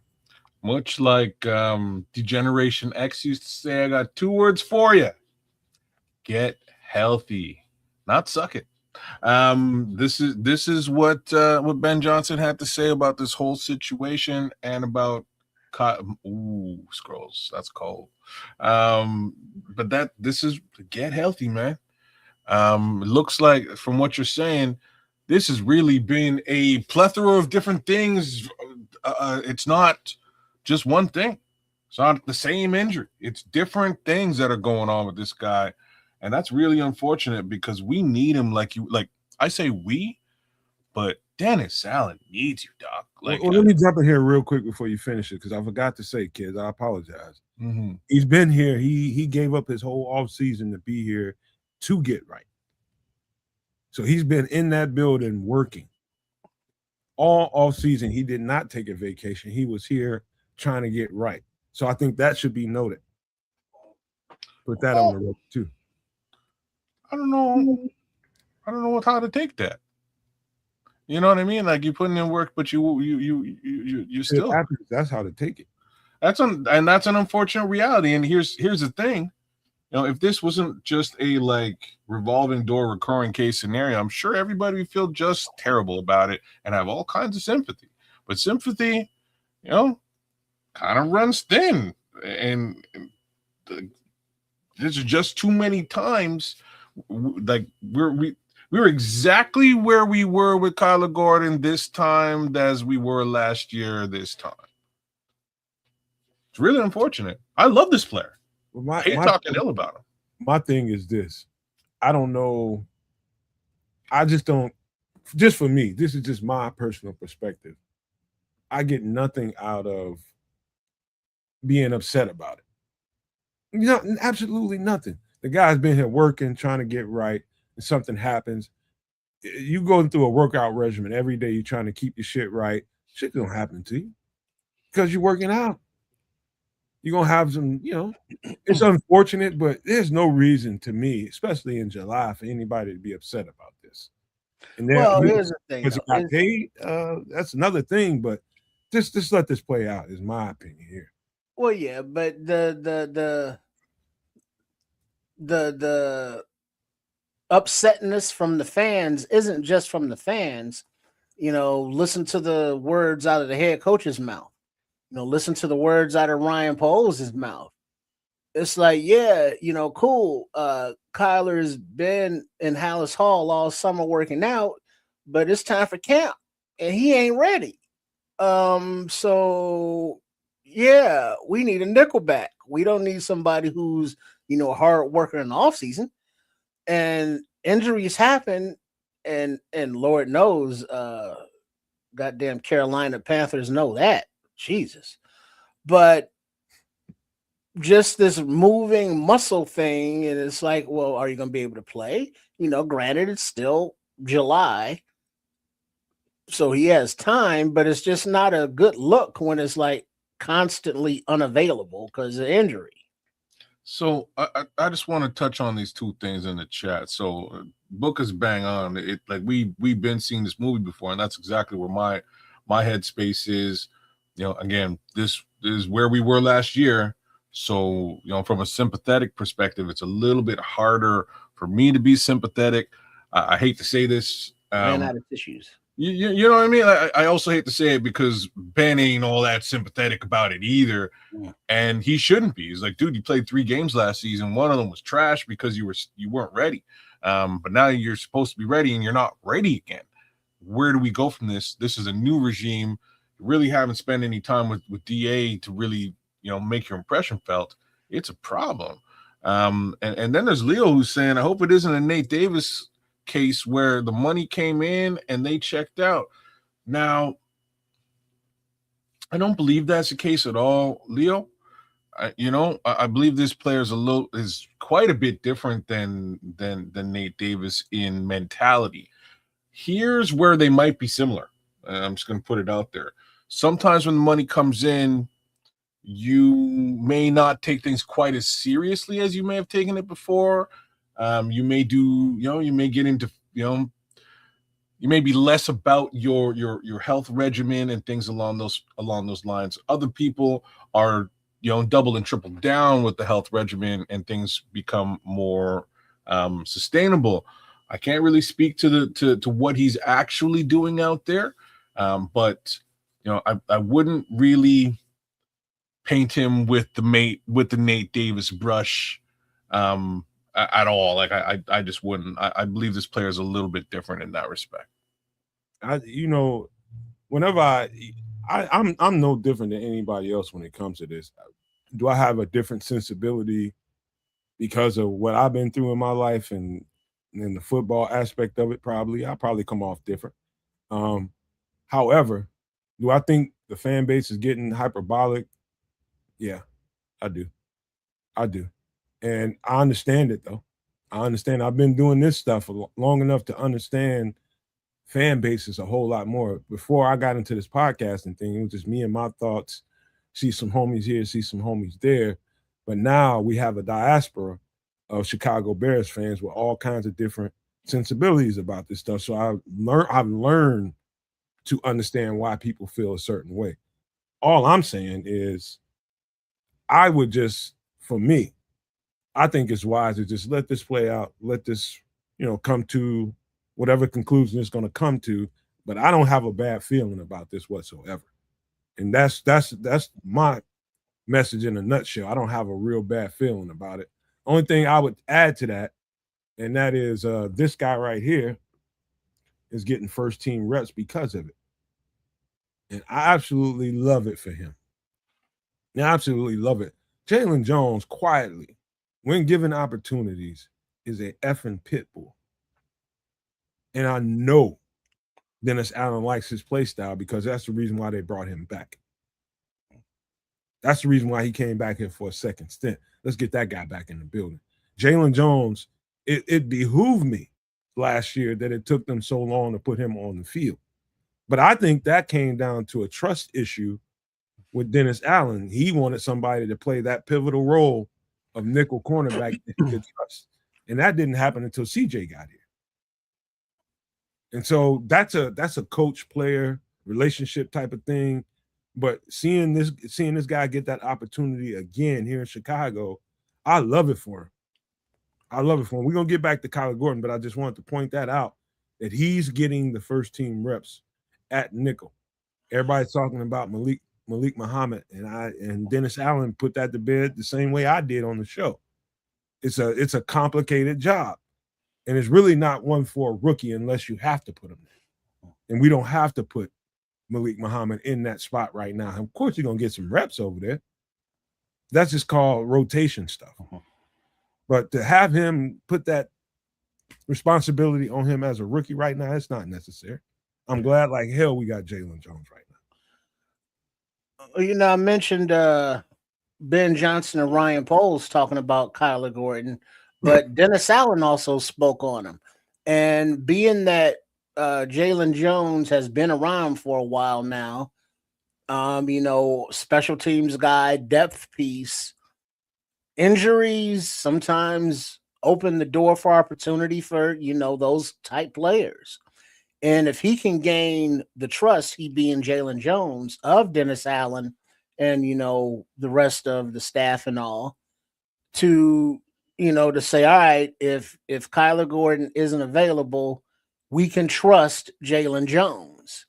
And I just don't want it to get to a point that it's like, well, you know, now Kyler is just an afterthought and is looking at all Jalen Jones or Josh Blackwell or Malik Muhammad or Cam Lewis, you know, whoever it is, not Kyler. And we were all, well, the majority of us were behind, you know, Kyler getting his extension. Is like, yeah, he's a baller. But all of that goes to crap when you can't stay on the field. And that's kind of, you know, where the lost love has gone for him. You know, it's not that he's a bad player, but it's like, well, dude, you make a hell of a difference when you're on the field. Dennis Allen can do a whole lot with you because of your intelligence and versatility, but you not being on the field just kind of throws all that to crap. So, you know, it's like, what do you do with that? You know, you just got to wait to see if he's on field. And if he's not, you know, what are your plan B, C, D, E, and Fs? I'm not excited about the Jalen Jones thing. That throws me for a little bit of a loop, and I almost can't stand. What's that? He's a pit, man. I'm not trying to take anything away from Jalen Jones, though. Like, don't get me sideways. It's more of a, you know, it's more of a question of how important this role is in this defense for this iteration of the Chicago Bears. And we're sort of looking at a backup and or maybe a rookie steps up to the plate to grab the brass ring, which means, in my opinion, this is a gap. This is a hole that we're trying to fill, and we're not even really trying to fill it. So, like, it's a couple of things. Like, the first one is, like King Book is saying in the chat, like, the chat's loaded with awesome commentary on this topic. King Book is saying, like, as long as he's available week 1, we're good. Well, remember how he came back when he was injured last year? It was a little shaky because he hadn't been on the field in some time. So even if that's the case, I don't expect him on the field in week 1. I think it's probably going to take a couple of weeks until he's back up to snuff, and hopefully he is for the remainder of the season. And then you get Scrolls over there who's saying if he's there week 1, he's out week 3. And that's the problem. That's the problem I got is you know how I am, kids and trips. It's about manifesting and using the right words. You say that shit, you speaking it into existence. But like, that's fair, but it's also fair to say, right? The homie he got paid, he was fine. He got hurt. He was out the whole season, played 3 games, one of which he absolutely stunk. Played the 2 games and came back to form, and I was like excited to see how he does in a full season. And here we are again having the exact same conversation we were having the year before. It's not it's like the question of availability really is a question, y'all, because these soft tissue things just keep popping up for Kyler, and it's terrible. It's a real concern. The thing is, okay. My thing is, you can't do anything about it. It's football. It's a guy working out, running into some bumps and bruises and soft tissue injuries in particular. And I'm sure he's sat down with the trainers and coaching staff and even doctors, I'm sure, trying to get to the bottom of it. And I've said this for the longest, and I believe this to be true.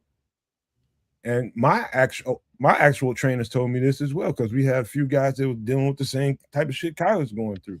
A few guys. And he kept telling them, you mother has got to stop drinking and eating bullshit. That's what he told them. Coach, man, what you going to do late at night? Man, and everybody, I got to get some Taco Bell. You can't eat that shit. Especially not in the middle of the night, because it's just bad fat and it just sits there. And you're going to go out there and you're going to be feeling all sluggish, and the coach is going to be pushing you, and you're going to be pushing yourself a little too far than what you're able to do because you ate that shit last night. And you're going to end up pulling something. That's the literal words I heard in the training room.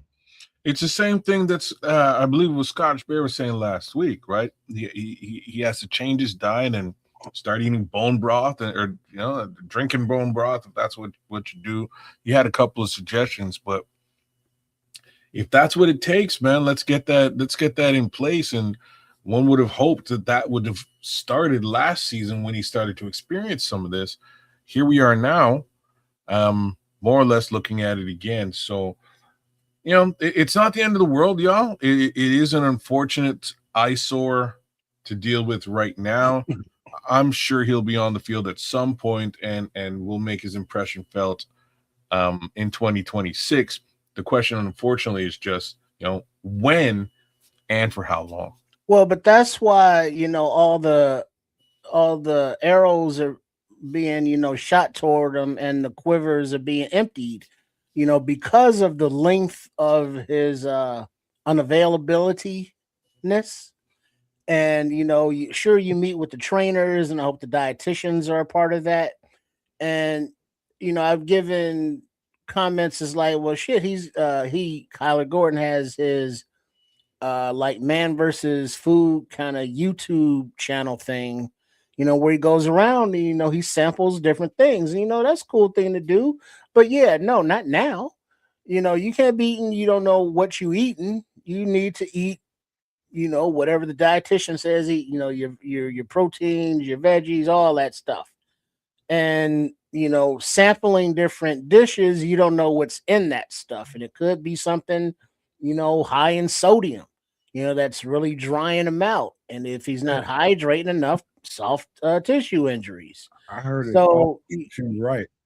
You're you right. gotta be aware of all of the influences that could cause these things, and it's just been so many of them. It's kind of like, well, shit, why are we worried about what this dude is eating? It's like, because he can't get on the goddamn field, because he can't. Who's policing these guys when they get home? Man?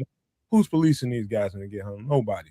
After I heard that conversation, because I myself struggle late in practice. I struggle late in practice towards the end when you get done with practice and they having you run gassers to finish practice off. Gasser is a 100-yard sprint. And I'm struggling bad. I'm not the only one, because we was all at the same place in the middle of the night getting bullshit. After that, I heard in the training room, I'm tired of going through that. I'm tired of hurting like that at the end of practice. Like, I'm hurting. I'm like feeling like I'm about to keel over bad. I'm feeling horrible. And when I heard that, when I realized that on our floor, we had a vending machine that had a whole bunch of, everybody walked right past the damn thing. Had a whole bunch of vegetables, fresh vegetables in there, oranges, apples, pears, all kind of shit. And I'm an apple guy. I would get me at the end of the night, I would get me 2 hard, crispy red apples. And I never felt like that no more. So I know it's true. In some way or another, it's probably diet related. I know that you feel so drastically different after eating a couple of apples in the middle of the night than a couple of burgers or tacos or something, whatever you're eating, burritos, whatever it is. You feel way better when you go out there and have to run that shit off. It's a different kind of energy. Well, yeah, garbage in, garbage out. Yep. So I know it's probably something like that. The problem is nobody's policing nobody when they're at the house, man. When you want to get up in the middle of the night and go get you 2 honey buns or something like that, or a roll of cookies or whatever it is that you got in your cabinet, you're not in house hall. There ain't nobody monitoring your ass.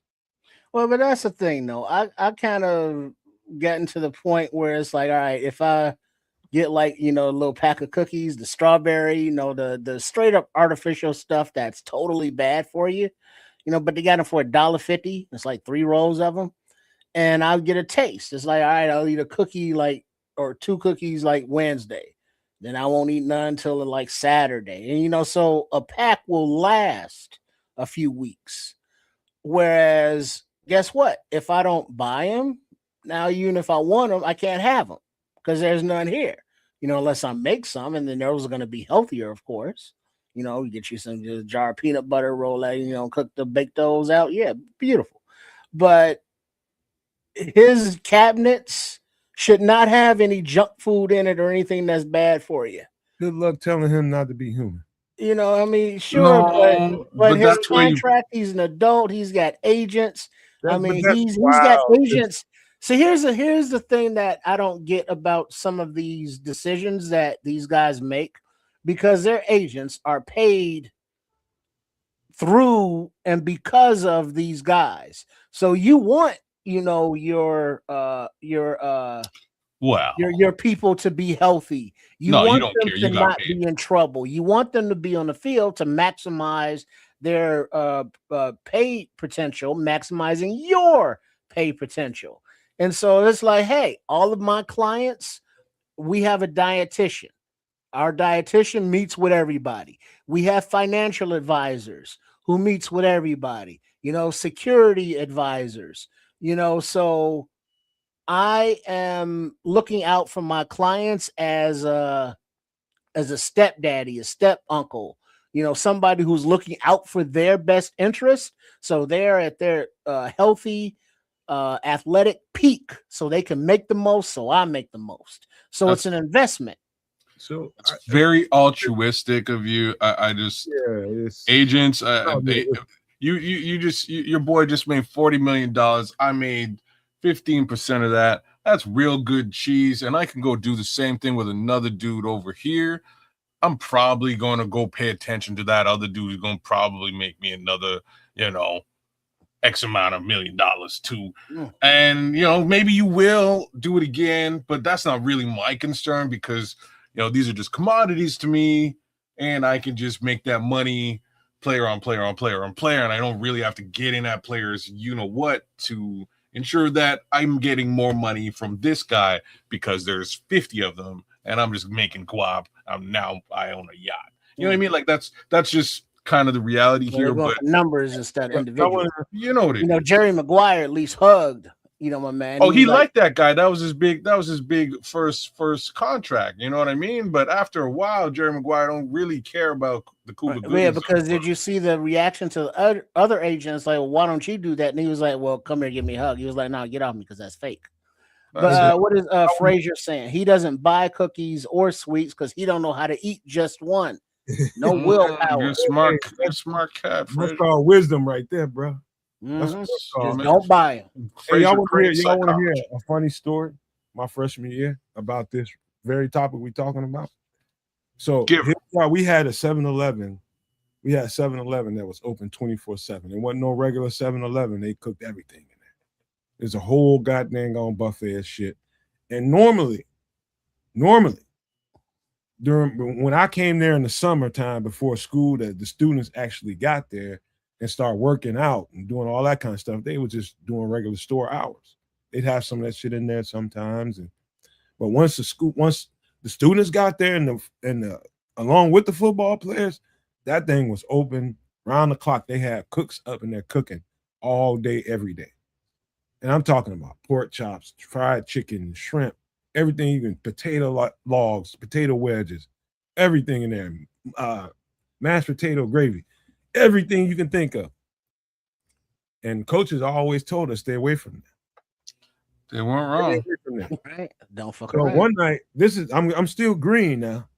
I'm up in there. We at the club and we got to get up early in the morning to hit the weight. So we trying to get up out of there. We should have got out of there at 12 o'clock, but we stayed there till 2, 3, sometimes 4 in the morning. And we end up over there, getting something to eat. Then we run back to the dorm and do whatever and try to sleep for an hour or two. Get up and go lift weights and start your day all over. That's how we burn the candle. And so during that time, while we in there eating, everybody got a plate or whatever. Remember I told you kids and trips that we had a guy on the team that was like the wolf in Pulp Fiction, that he took care of problems. I saw the wolf. Yeah, the cleaner. He came and creeped past the 7-Eleven and I saw him. But I didn't think nothing of it. I thought it was just like, okay, what you doing out here? I'm green still. And so we get done eating, we get in the car, and I'm talking to one of the. Oh, he was keeping an eye on y'all. So yeah, so I told we packed in this motherfucker like 5, 6 deep in this little ass car. We riding back to the campus, and I was just like, man, you see this? We gonna just call him Wolf. I said I saw Wolf creeping by here like a motherfucker. It's just like, what? You saw Wolf? They're like, what? Why you ain't say nothing, motherfucker? We weren't supposed to be out there. You saw Wolf? I said, yeah, he just came creeping. Yeah, everybody's like, oh, fuck. They just knew we was getting dogged the next day. And we got dogged. You got ran, huh? When I say dog, you don't understand, man. Even like little drills that you supposed to be just warming up in, we got fucking dragged, bro. We had to do them over and over and over and over and over again to get to the next drill. And you're doing them over and over and over. It was so bad that dudes was like dehydrating right out there in the middle of the field. They had IV units on the sidelines. Mm-hmm. So that means they knew and they prepared. They would pass y'all out. They intended to F us over to teach us a lesson. We told y'all at the beginning, don't let me catch your ass out there. And that's what happened. And then we had to run gases at the end of it. It was people throwing up, people passing out. It was an ambulance at the top of the stadium. I was just like, oh shit, this is bad. I saw that when we came in. Laughing their ass off. I saw the ambulance when we came in. I was like, what the ambulance doing here? And everybody knew but my green ass. Freshman. What's the ambulance doing here? It's like we about to it's here for you, bro. We about to get murked up in this motherfucker. That's why. Told you not to mess with that mac and cheese. Man, dude, it was the worst. That probably is the worst day of my life. Physically. Well, right now, today, could you do 40 up downs? Yeah. I can do 40 up downs. You could? I don't know. I ain't tried. I can do 40 up down. Because I used to be able to do them easy. But then I would go down, and then that up became an issue.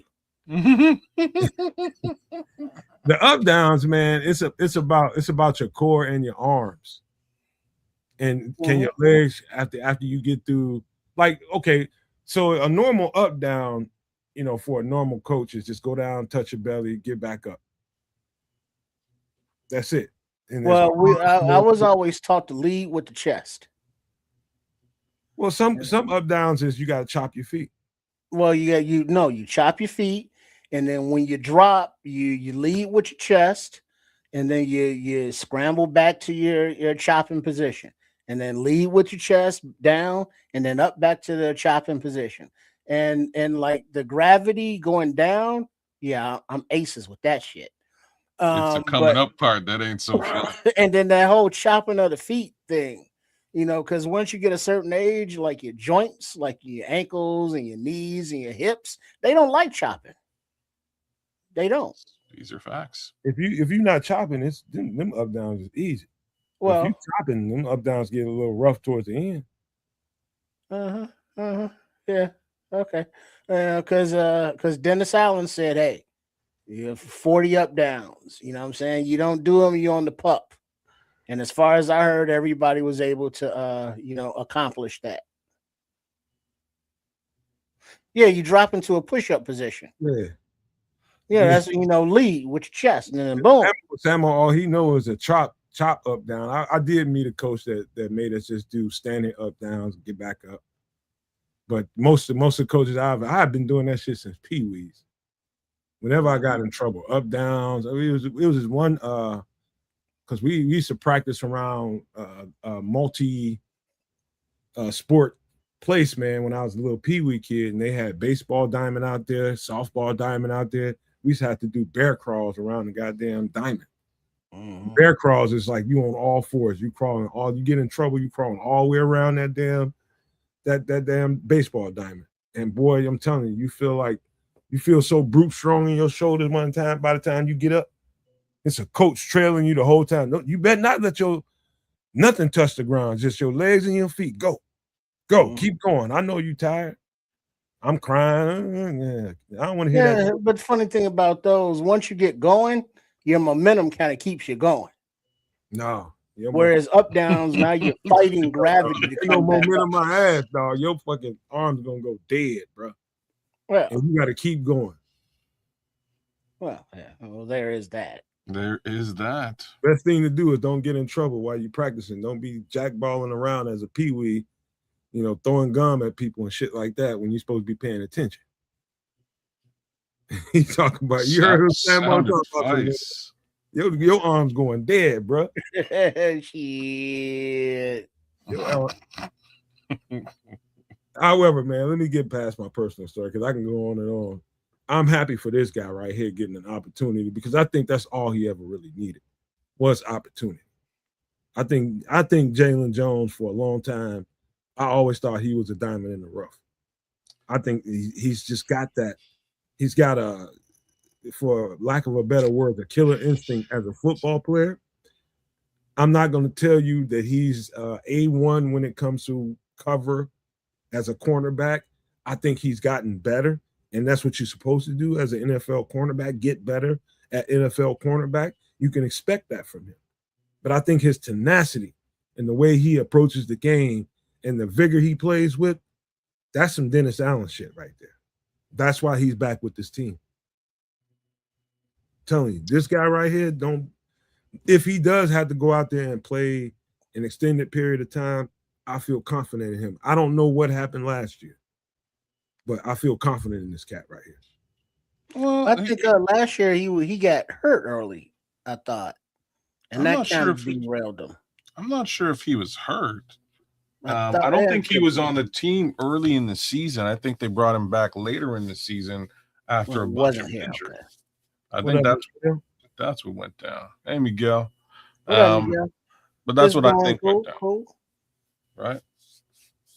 Yeah, I think that again. I think all this cat needs is opportunity, and so hope the best for Kyler. But if this guy keeps getting extended reps, man, this guy's he's gonna make a name for himself. I guarantee you. When them pads come on, probably next week, the way they're talking. Yeah, I heard Monday. Was it Monday? Yeah, because this week is the ramp up period, as denoted by the league. And so Monday morning, pop. And I don't mean like the hood popping, I mean the pads. That's quicker than I thought. Maybe they're probably just thud. And what I mean by thud, that's like quarter speed. And I bring nobody. So Ben Johnson's about that action, boss. Yeah, he ain't about that quarter speed life. Yeah, you only get a certain amount of them practices in a training camp. So I think the first one is Monday because you get so many. And I think like that very first one is Monday. So I guarantee they don't go full contact Monday. There's just gonna be a thud, and then maybe Wednesday is a full contact. Okay, well maybe you're right. I'm just saying they went at it early last season. Last season was like, okay, I'm here. I'm your new coach. We're just hit each other. Damn it, we'll see what happens.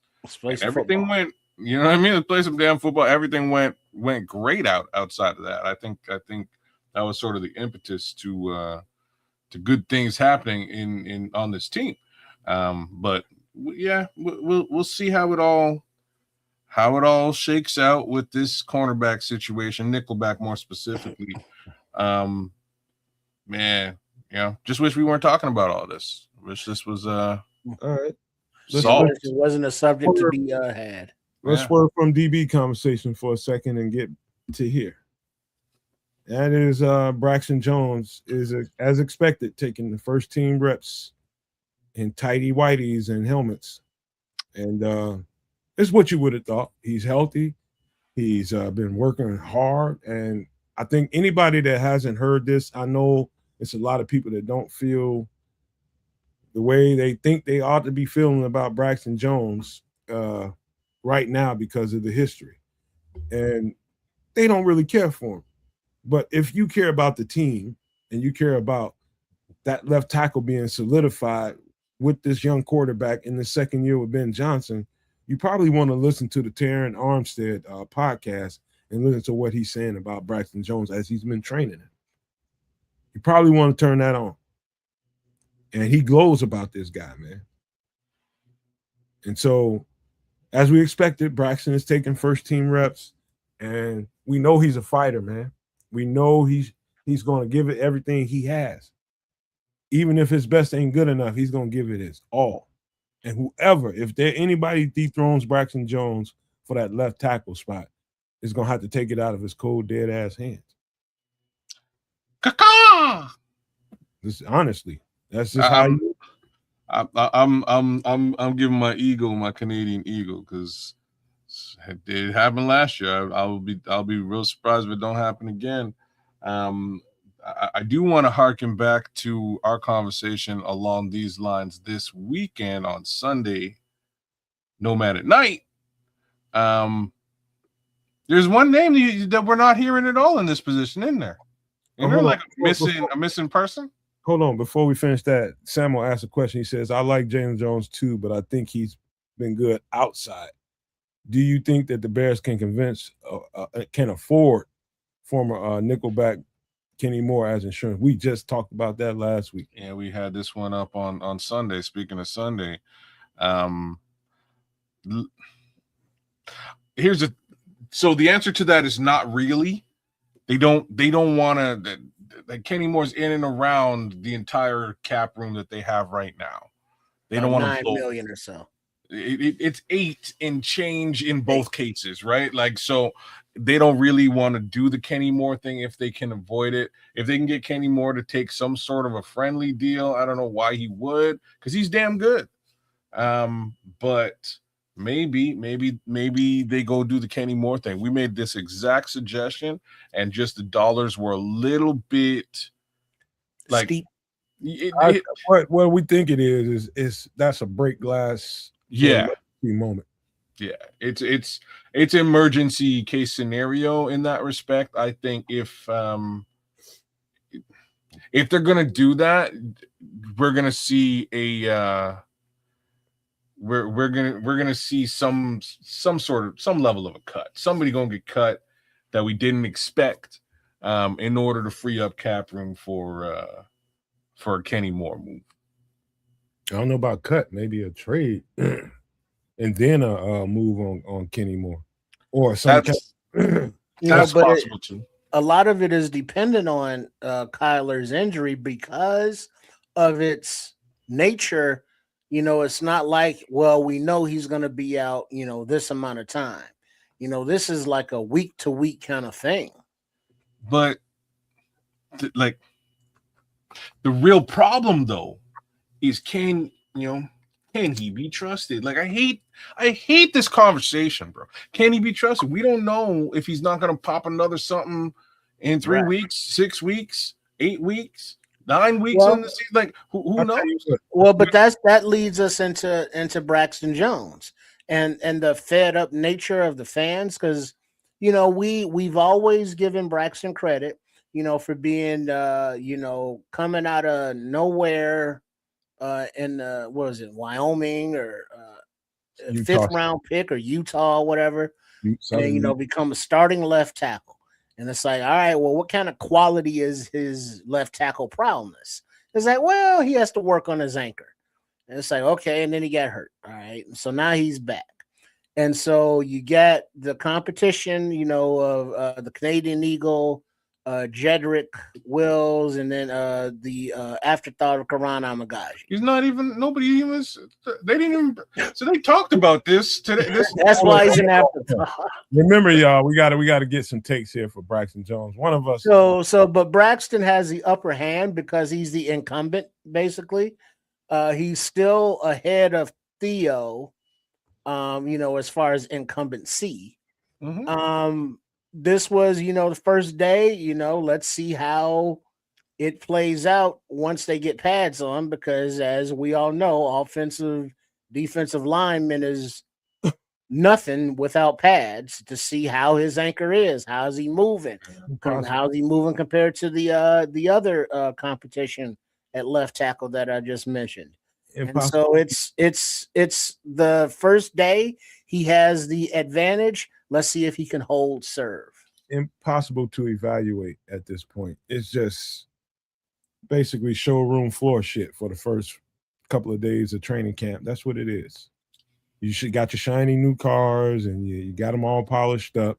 Ain't nobody really doing nothing to them. Next thing you know, you got to put them on the road. When they get on the road, that's when all the action happens. And I've said this the whole time since Braxton has been here. I made some little funny jokes about him not having the ass, and I mean that. You don't just can't buy that at Walmart. You gotta have something to sit on. And I do believe They sell it in Brazil though.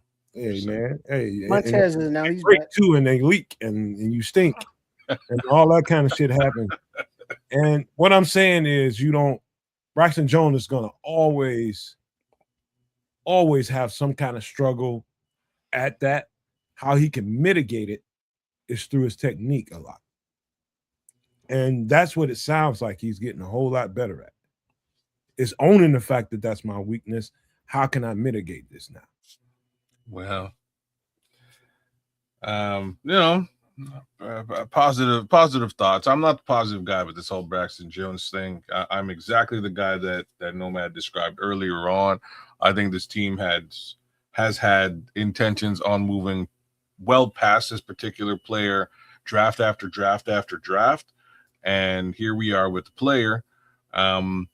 Like the major reason why I'm a little bit less of a believer in this case scenario has to do with the injury. If we're talking about stabilization and maintaining that anchor and you blow a tire, it doesn't bode particularly well for maintaining the anchor. So he has had a fair amount of time to get back to snuff. Fingers crossed that he's gotten back to snuff. But now we also have the expectation that was on him before of not just getting back to snuff, but being better than that, right? Not like the anchor case scenario needs to be improved. So we'll see. We'll see what that looks like. He's up against at least one guy who's not injured. He's up against another guy who is in a very similar boat, but was projected much higher than he is. So that's the conversation. We're really going to see what happens with Braxton Jones. I'll point something out to you as a question first. I just want to see, well, you too, Trips, if you want to answer this. Before last year, had you ever noticed that Braxton Jones was jumpy at all? At the line? He'd have his snafus once in a while. Sometimes, not like that's not. It's not something. I would say he was more jumpy early into his career and settled down in year two. Yeah, man, he started to settle down. He did, right? So That's, that's not something I would point at as a major area of concern. no. I'm going somewhere because I've been watching all this shit since he got here, and that's just something that really jumped out to me last year. And why it jumped out to me when I start thinking about it and putting the injury that he was just messed up and trying to compensate. And I think personally, that led to it got extremely jumpy. Like he was jumping off way too many times. And what he was trying to do in my eyes was get ahead of use the cadence to his advantage.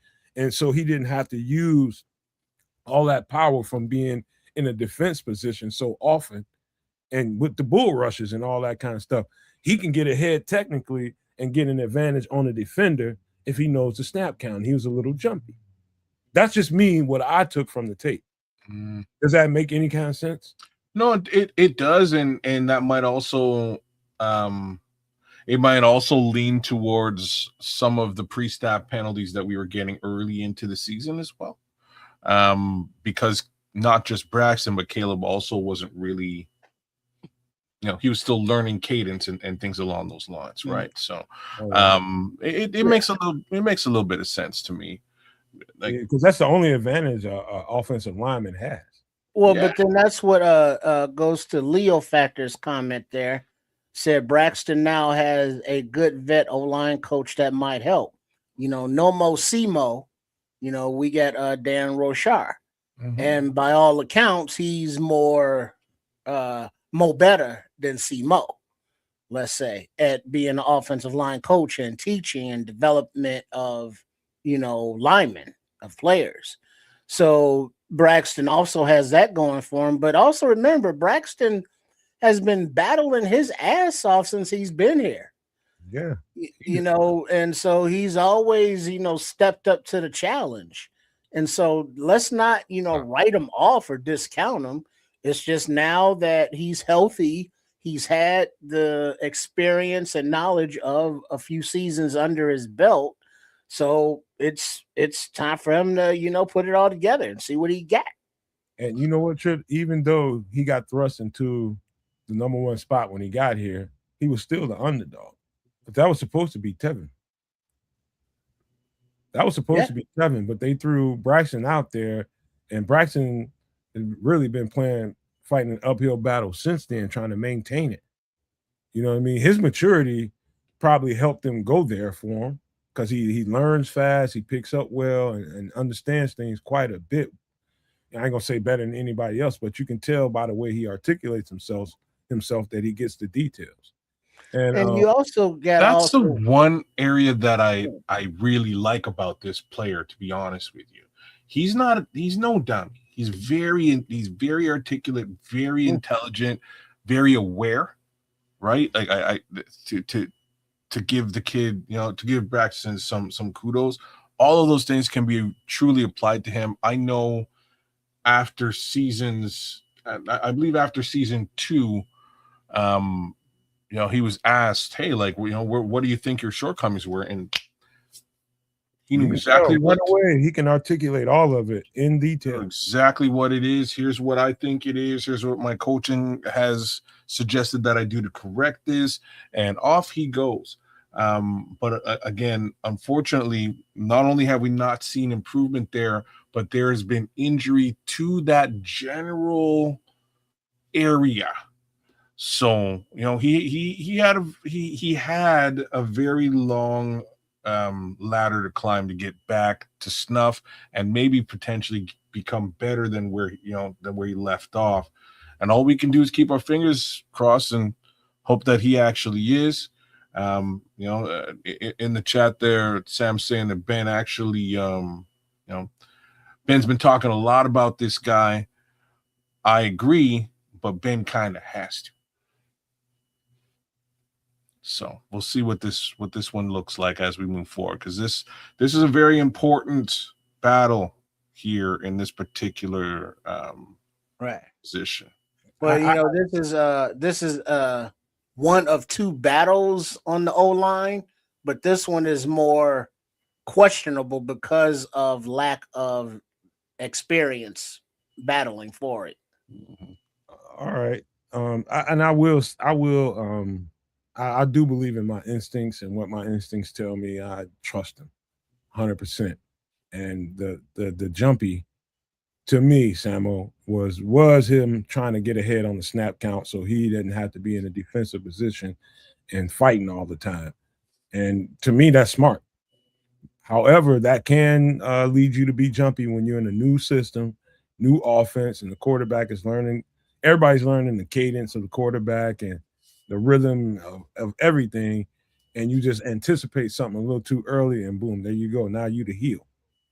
So I understood it. And that's just what my conclusion came out to at the end was he's favoring that leg and he wants to get ahead so he doesn't, end up in defensive position. And so that was smart, but you ended up looking like a heel in the end because you jumped and cost the team. So that was my conclusion. But here's another story that's been talked about all off season that people have been questioning. This guy right here. And word is from Dennis Allen, right? Probably within the first 3-4 questions that he got, people asked about Tyreek Stevenson, what's his status, and what do we expect out of Tyreek Stevenson kind of questions. And he came flat out and said he's a starting caliber cornerback in the NFL. And basically we plan to get that out of him. And the only thing was kids and trips, what I've been saying the whole time, him being inconsistent, being a little ball greedy, and just just foregoing technique and what the defense is, the principles to the defense, and trying to go after the ball and getting himself out of position and getting cooked. That's what Dennis Allen was saying without having to say. I can say it because we're here on the podcast. But when I look at it on tape, I know exactly what it is. He gets ball hungry and wants to get the stat instead of staying true to the principles of the defense and maintaining your job. And sometimes he looks bad when he does it.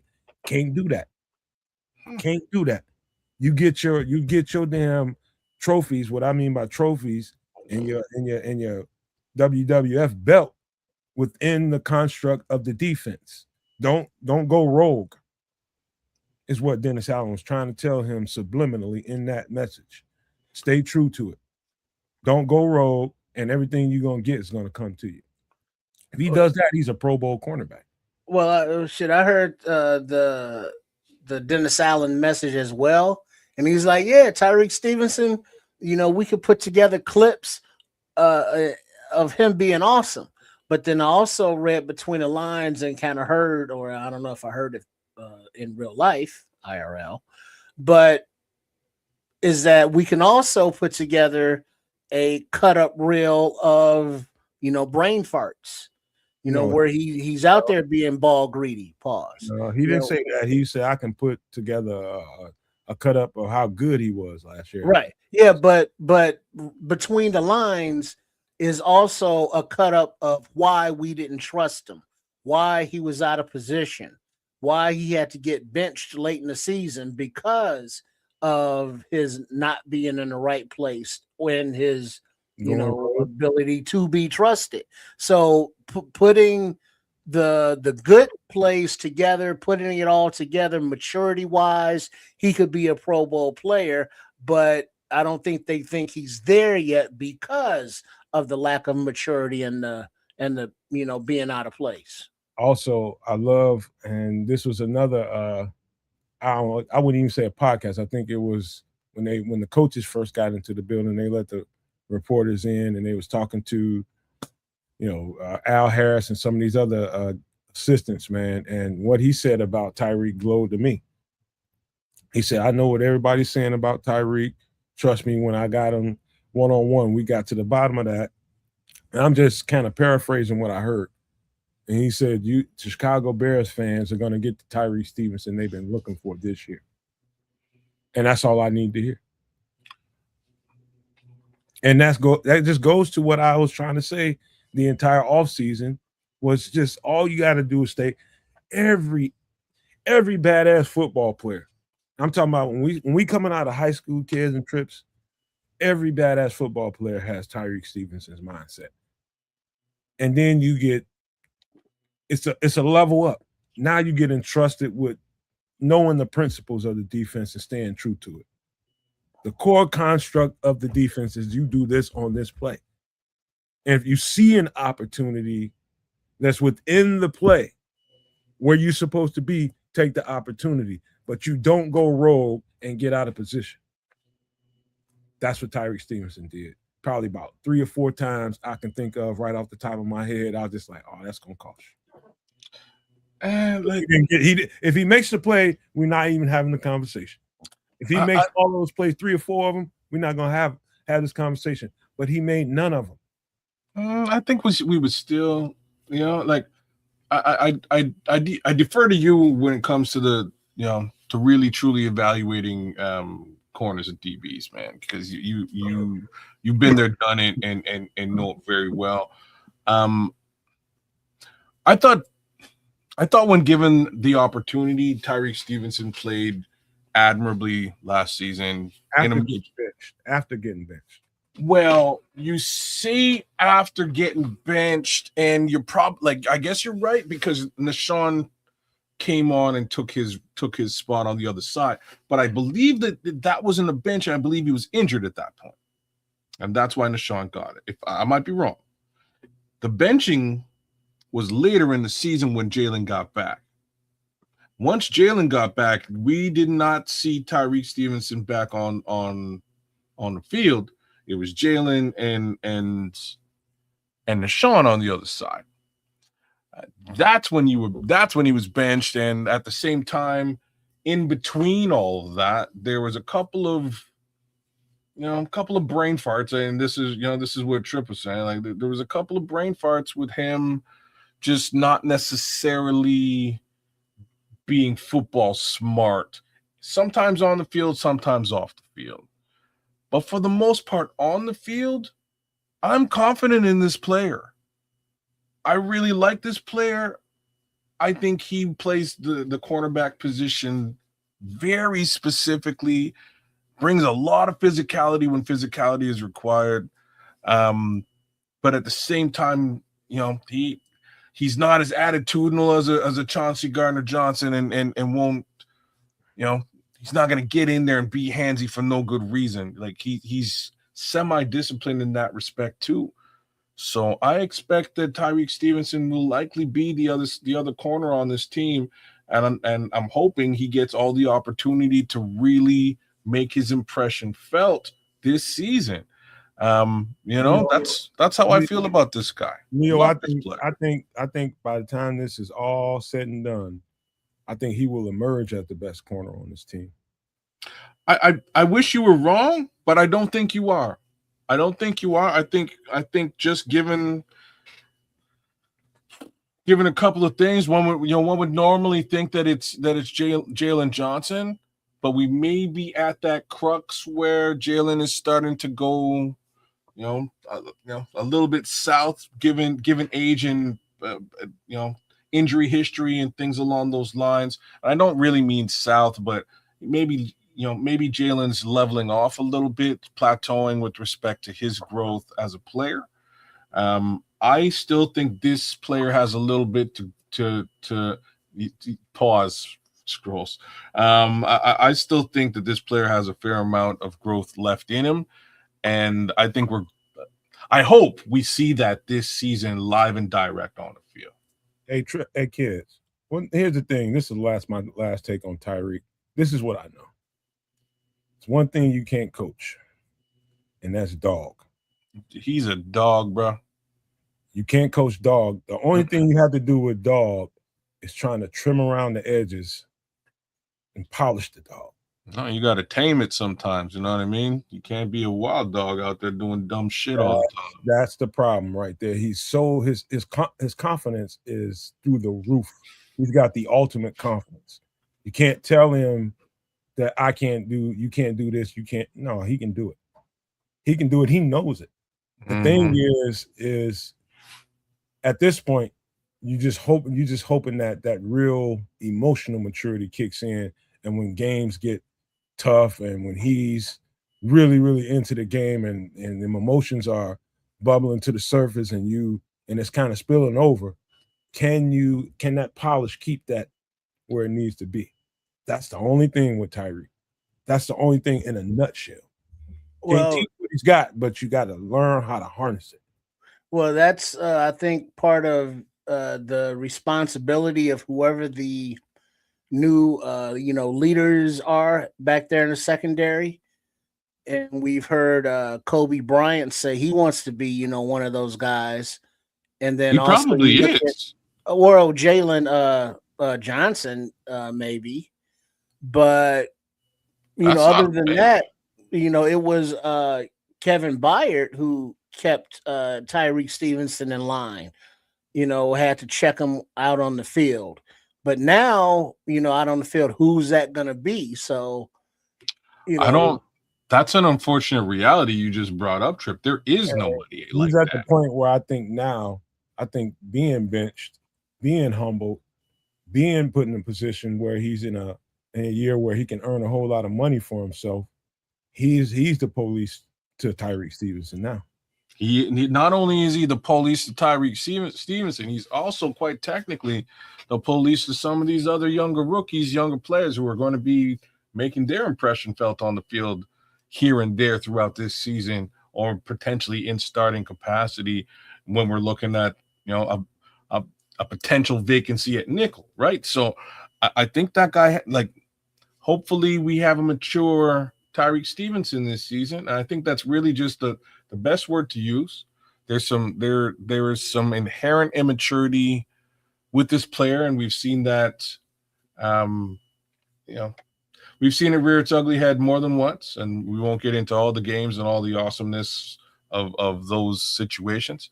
But as stated, I thought he played his ass off last year when given that little window to do it.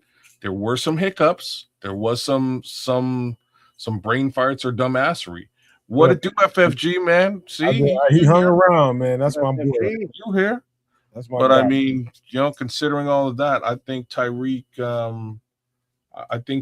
will play admirably this season. I think he has all the talent, skills to do it. And but now you got to be your own. You got to be your own police, man. You really do. There's two particular plays I get to thinking about when I start thinking about Tyreek Stevenson. When I talk about dog, when I just talk about just elite talent, there's only two things wouldn't happen. Remember, he made that diving interception, just picked that motherfucker right out of thin air, just dove on it might have been a dig route or something in the middle. And he just dove and just took it away. He just read the shit, dove, took it away. And that one, and there was one play last year when somebody was running, streaking scot-free down the sideline. He just ran and dug the ball out and took it away. Just took it away. Just took it right out of and shits don't happen without Tyreek Stevenson on the field. There's certain players that you got on your team that will do special things when the time is right. And Tyreek's just one of them dudes.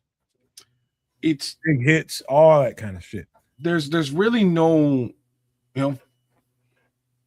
football skilled case scenario. There's not a lot of weakness to his game. Sometimes he does get overzealous, right? Like bite off a little bit more than he can chew, a little bit too confident sometimes. But it's mostly just, dumbassery that makes you question this player. It's not so much skill set on the field, man. He has it. He's that, in my opinion, he's that good. And partnering him with Jalen is a great thing. I'm confident when teams target him versus targeting Jalen Johnson. I'm just as confident and just looking at last year, because he not only was he on the field, but he was on the field in Jalen's position. Teams did not target Tyreek in that situation. They were gunning at Nashawn, which put Nashawn in a position to really outplay Tyreek and get a bunch of interceptions, even in situations where he was technically burnt, but was able to make his way back in and make a play on the ball. So it's like the way that the secondary played last year was very interesting. I was personally a little bit worried when I saw this player on the sidelines, but Nashawn stepped up and he played very well. There's no Nashawn anymore, Tariq. It's your job to lose. Kids, one thing I can tell you, especially about South Florida DBs. And I know this from just running the circuit, high school shit, meeting up with motherfuckers down in South Carolina, North Carolina, down in Atlanta. Some of the Miami boys come up there for some of those 7-on-7s and 11-on-11s. I know this about Florida boys. Them boys is tough when they backs against the wall. Them DBs, when they got something to fight for, they come. And I'm telling you, Tyreek's got that in him. He's got that in him, and that's what you're gonna see this year. I think so too. You're gonna see the best Tyree Stevenson you ever saw. I think so too. Putting it all together, and that's what you expect in year 4. What is this, year 3 or year 4? Whatever year it is, this is what you expect. This is what you expect. And I'm glad. I think his path has taken him here. All the stuff that he's, being criticized for, all that's warranted. But now it's time to go ahead and put it all in the gumbo, bro. Put it all in the gumbo and be the best dude we know you are. Yeah, we drafted a Pro Bowl type of cornerback, and I think we're gonna see that this year. I don't think there's any. I don't really think that there's any question. I think at this point, not only is, and maybe this is what he needs, right? Like, not only is he thrust into the position to compete for this position and likely win it, but he's also thrust into a leadership position haphazardly, right? Like it's either Jalen or him really. Everybody else is a rookie to the team, not necessarily a rookie football player. They're new to the team, as in Kobe Bryant, as along the lines of what Sam is saying. I think Tyreek has to step up, and I think he's going to do so with his play on the field and lead by example. Tyreek came out in the same draft. I think the same draft as Kobe. Maybe not. Maybe it might be 1 year apart, but I remember evaluating all of them tapes, all of it. And so here we are. This is when you expect a player to really turn that corner. This is exactly when you expect for him to turn that corner and earn that money. That's what I'm saying. This might be perfect for him because I don't think Jalen gets another contract with us. And so that money might be available to him. Well, I'm not. Yeah, that's. Imagine me not being on the contract conversation, because it's valid. It's a valid conversation to be had with this particular player as well.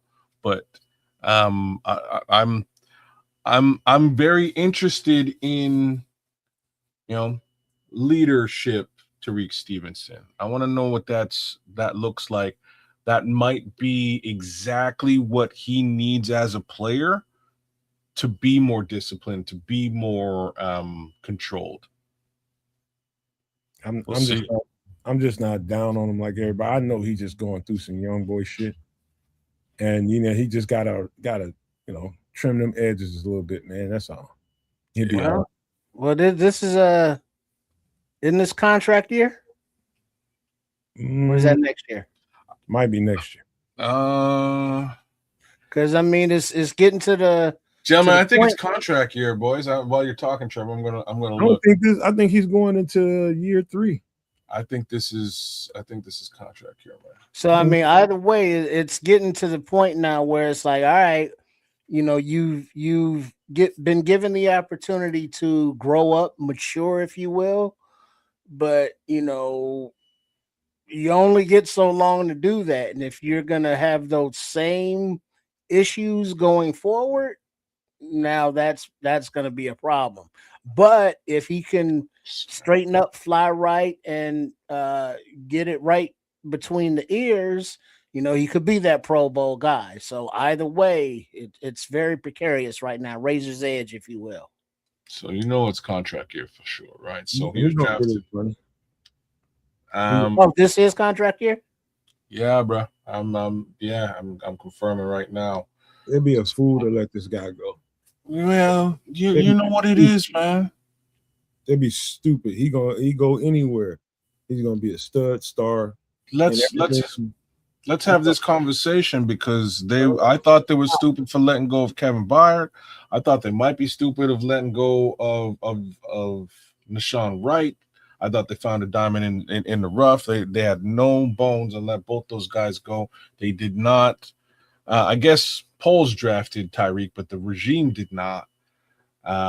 So I'm just saying we are in year 4 now. 2026 is his 4th year. Sorry. Yeah, it's year 4. There's been no attempt to re-sign this player or really have that conversation. So he has to go and have a season this season. And his contract was backloaded, as most rookie deals are backloaded. He stands to make the most money in his career this year. And if he blows it up, maybe they extend him because, hell, they need to have a secondary on this team. But I'll tell you a weakness, kids, and this is just me being real transparent right now, as much as I love this kid. One of the things I see as a weakness, and I can tell when somebody is got their feet kicked up in the off season and when somebody's been out there grinding. And this sounds weird, especially for a DB. When you see flab and fat around the butt, that dude ain't really done a whole lot in the off season. Let me tell you why. Because when you get out on the field, when that thing is moving around, jumping around, and you're a cornerback, that's supposed to be grade A ham right there. You know what I mean? He was a little hammy, not last year, but the year before that. And I was just like, oh, he's relaxed. He's comfortable out there.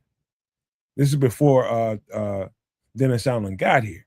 And I noticed that this is just me watching tape, and I'm just like, so you're talking about how DB, what kind of shape you need to be in to be traveling with all these receivers, whatever position you got to travel with them from, how many snaps you got to be in A1 shape. And I'm looking at Tyreek, and I'm just like, oh, he's a little hammy out there. He looked like a safety at times. And he's heavy. That boy was well over 205 pounds at times. I'm watching him on the field. And for a corner, that's not ideal weight for somebody that needs to be swift, flip his hips, and be able to transition really, really well and chase down the field for 40, 50 yards. You need to be real, let's just say as light as you can be without being fragile when it comes to tackle. And so you have to really concentrate and make sure you maintain the proper weight. I can see he was overweight. Well, that was the season. That was the Phil Mary season. But I think not only do I think, I know he came back last season and looked great. Was he a little bit immature still last season? Yeah, he was. But he did play admirably when given the opportunity. I think I think this player will be a bit of a difference maker on this team if given the opportunity to really play the season out. There's the other guy I want to see, but I don't know how. Like, if they're not giving that guy reps and he's just not a nickel, I don't know how he gets on the field, man. Terrell, but love this player, Tariq. I think I think the world of Tariq. And like I'm saying, I think really all he needed, maybe, I'm hoping, was just, hey, now you're the lead, you're the captain now, bro. You're the leader of that secondary to a certain degree, because Jalen is a leader, but not like that. He's just a leader by example. I think this guy may become the vocal leader of this secondary, which is surprising, but I think it's what he probably needs to calm down. Well, the money's there to be had. You know what I'm saying? It's going to be on the table. It's up to him if he's going to, get up to the table to get it, and how much it's going to be. You're right. Like Nomad's saying, of course, if it's not here for the Bears, he'll be in the league someplace. Yep. But I'm sure, hometown or the team that drafted you, is kind of a goal for these guys. They're gonna be a fool. They'll be a fool not to. We'll let this play out, but I gotta curb this conversation because we run a little bit overtime with the Bears conversation, so we can get to some other stuff. Remember, you guys, we got plenty more where this came from. We just got started. Plenty more in-depth conversation about the Bears and these position groups, the battles that's going to happen during camp, because there's going to be plenty of them. There's going to be a lot of good news, and I'm sure some stuff that we wish we didn't hear, but here we go. Here we go. So let's get to some food real quick, because we got to talk about some of that. I can't wait to hear what Samuel, stop staring at this boy's backside, man. What's wrong with you? Talking about how jiggly and delicious it looks. Don't be taking no advice from no man. Hey, I watch people get told that during camps, man. So people had to get their shit right. Well, ignore that. So let's get to some. Scrolls, can you put this brother on pause for me, man? Right. Tell him Mojo Jojo Loco. Anyway, anybody want to read this? Sam will put you up. All right. He said we got Mississippi spaghetti. Ingredients: ground beef, angel hair pasta, that's that very thin one, ranch powder, peppercini juice, beef broth, What's that? pepperoncinis, butter au jus gravy mix, and smoked sausage, which is optional. Okay, what's missing? I don't know. I never had this before. What is it? Beef broth, Oh, butter. I can dig it. They no tomatoes of any kind, no red sauce. Tomato paste. This is similar to the dirty spaghetti we did the other day. I mean, weeks ago. But this, I think, is even better. What's pepperoncini juice? What's that? I don't know what Pepperoncinis. pepperoncini. It's a pepper. That green thing on the spoon there. Okay. Comes in a jar. Yeah, Oh, they're kind of sweet, kind of. They got their own individual flavor. They're not hot. Like they're sweet and spicy at the same time. Is sort of what Kind of, yeah. Okay, Yeah. I got you. Dog, you got to get you some of these. Yeah. Yeah. And you use the juice. Yeah, so this is a different way of pasta. No tomato paste, no tomato sauce. So nothing red up in there. You know, you got all the light colored stuff. But with that ranch powder and that au jus gravy, you know, you got some nice flavors going on up in there. That beef broth, bringing it all together. Yeah. Dog, this is a winner. This takes my traditional spaghetti thinking has tomato paste every time. Number one, I'm always game for another way to think about this. And this is another way to think about spaghetti. This is truly another way to think about it. Mm-hmm. And here's the fact that you haven't had a pepperoncini. That's kind of you like alien. You've had it because they're I in bet a lot I of have. different dishes. I bet you I have and just didn't know what it was called, but I'll go looking for it. I'll try something like this because I've had something along these lines and it's delicious. I truly have to say it's very good. Hey Trips, looking at these ingredients. He got up and walked away, but looking at these ingredients, you can easily say this when it comes together has a little twang to it. Oh yeah. It's got a little kick, and then the au jus and the beef broth. You know, it's got that beefy, bold flavor to it, and so it's just a different profile than you're used to from your typical, you know, spaghetti or pasta dish. And then being that it's angel hair pasta, it cooks, you know, in half the time of regular spaghetti, you know, because it's that much thinner and that much finer. So when I heard about this, the first one that I saw is the one I want. And it says down at the bottom, smoked sausage is optional. No, put that smoked sausage in there.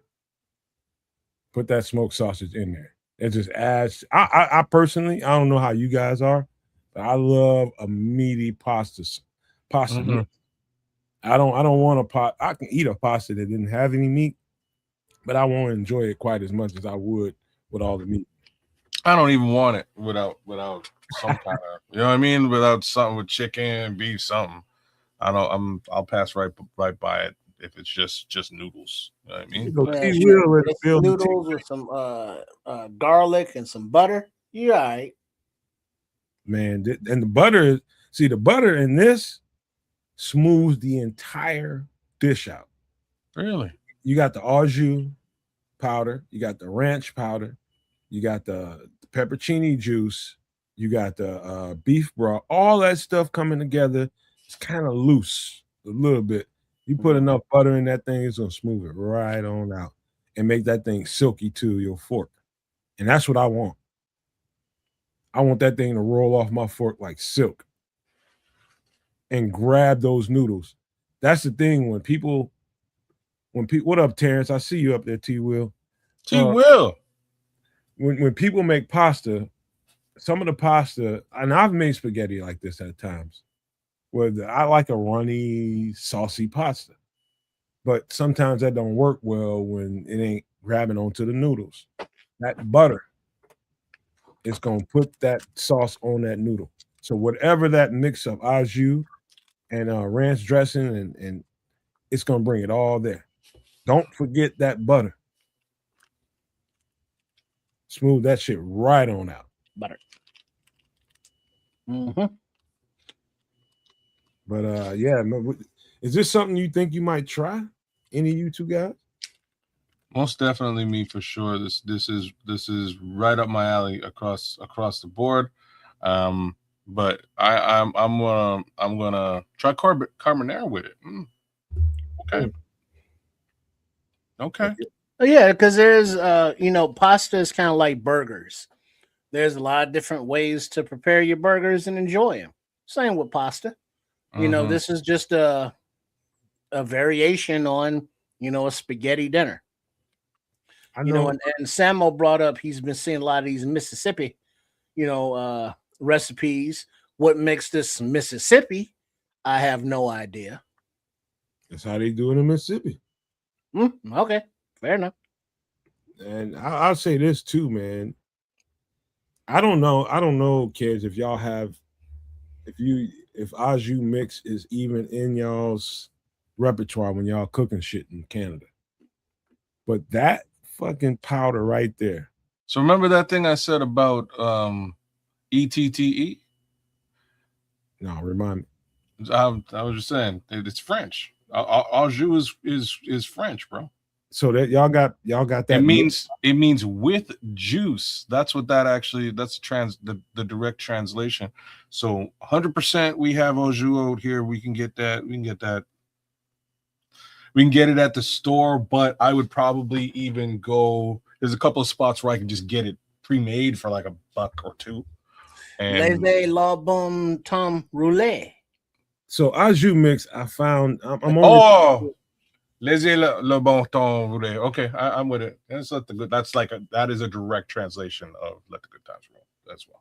I'm pointing this out because I mess around with some of these powders, whether it's turkey gravy, whether it's brown gravy, whether it's beef gravy, whatever gravy anybody can buy in a pack.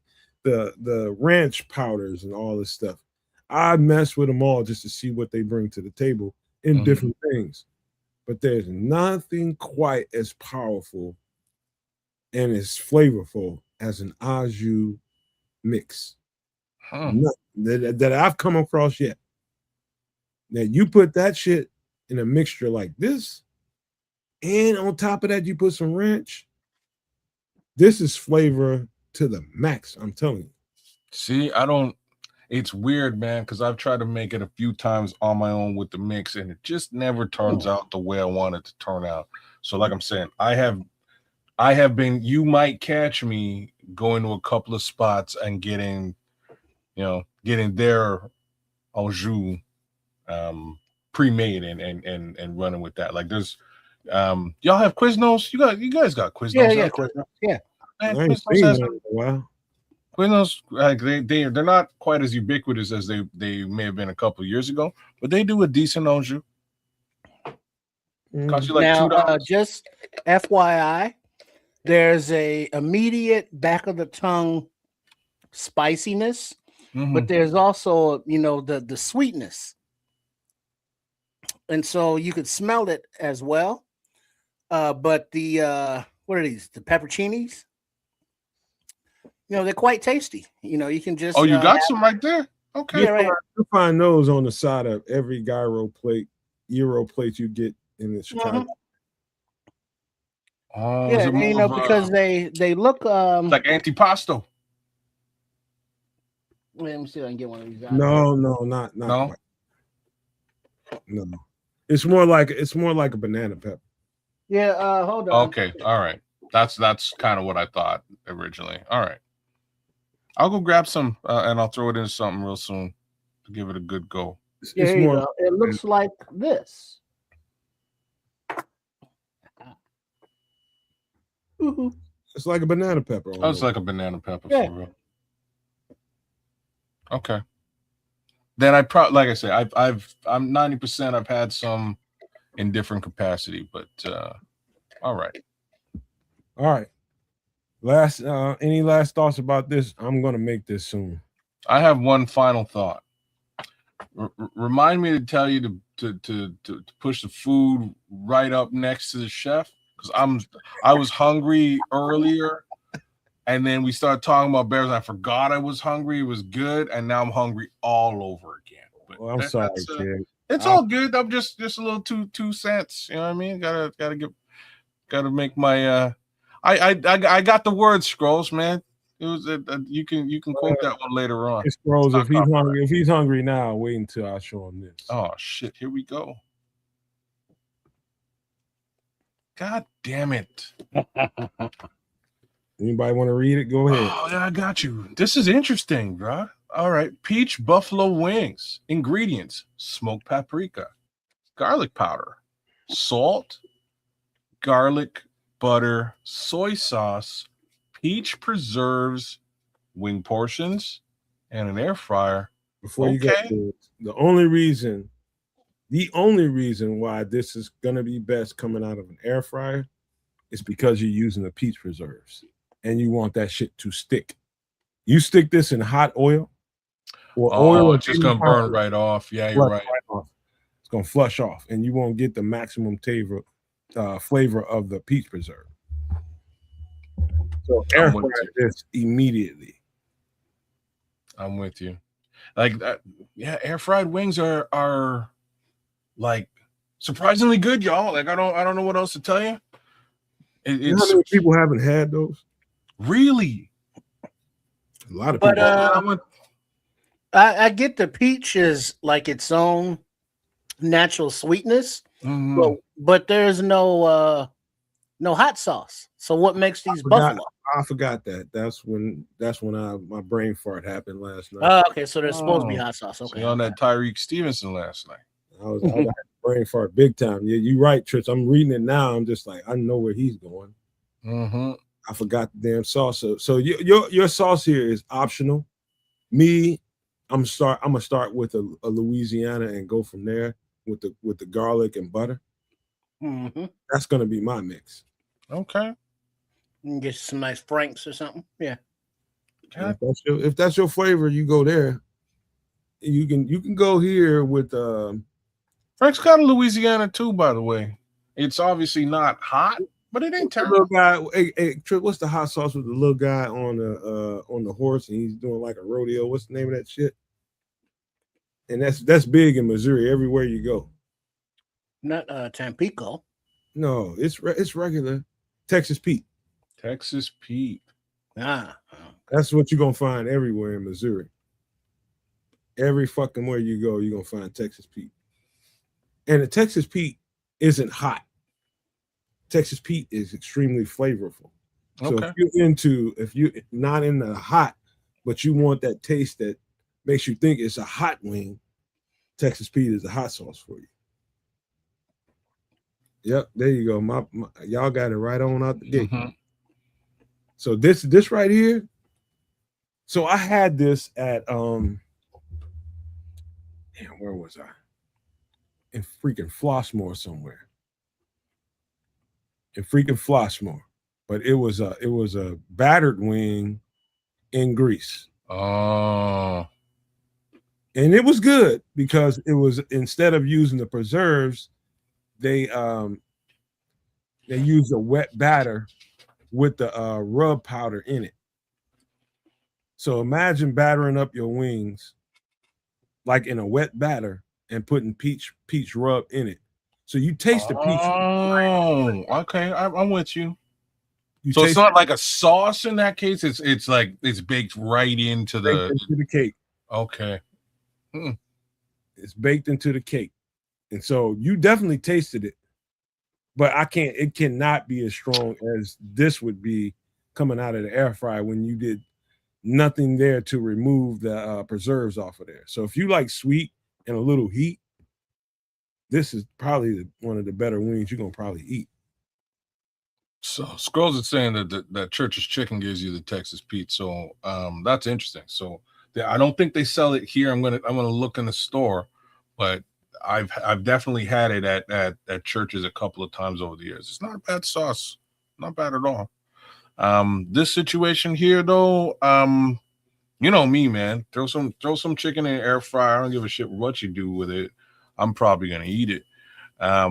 This meal, like this style peach, it's weird for me. Most of the time, I don't like peach has a weird aftertaste for me that either I'm going to love it or yeah, just for me personally, it's like a love-hate thing. It's either amazing or I'm completely out.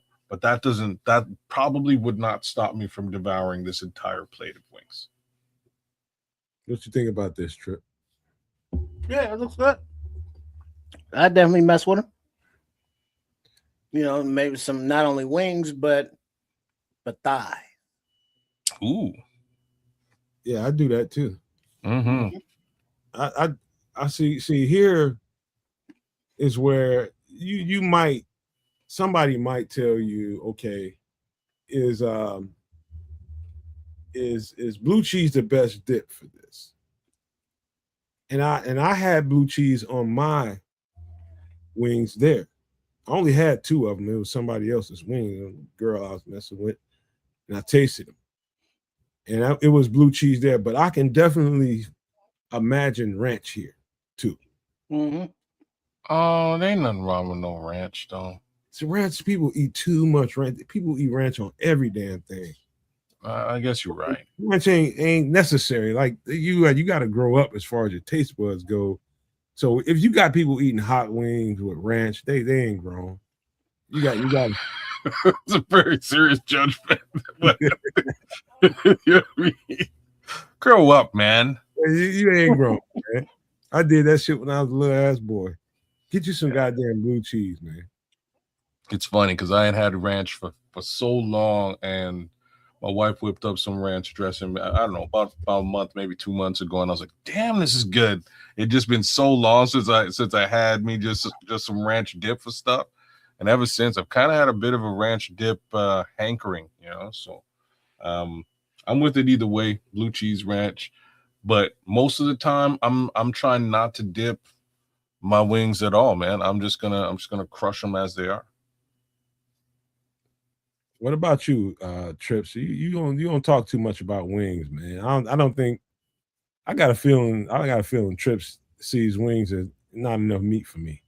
Well, it's not that. It's I don't have an air fryer, and I don't like. I like fried chicken, but it's just too labor intensive, and you know, you got the oil you got to do something with and shit, and you know, it's just not easy. Let's say, you know, you could put them in the oven, or you know, but that's different.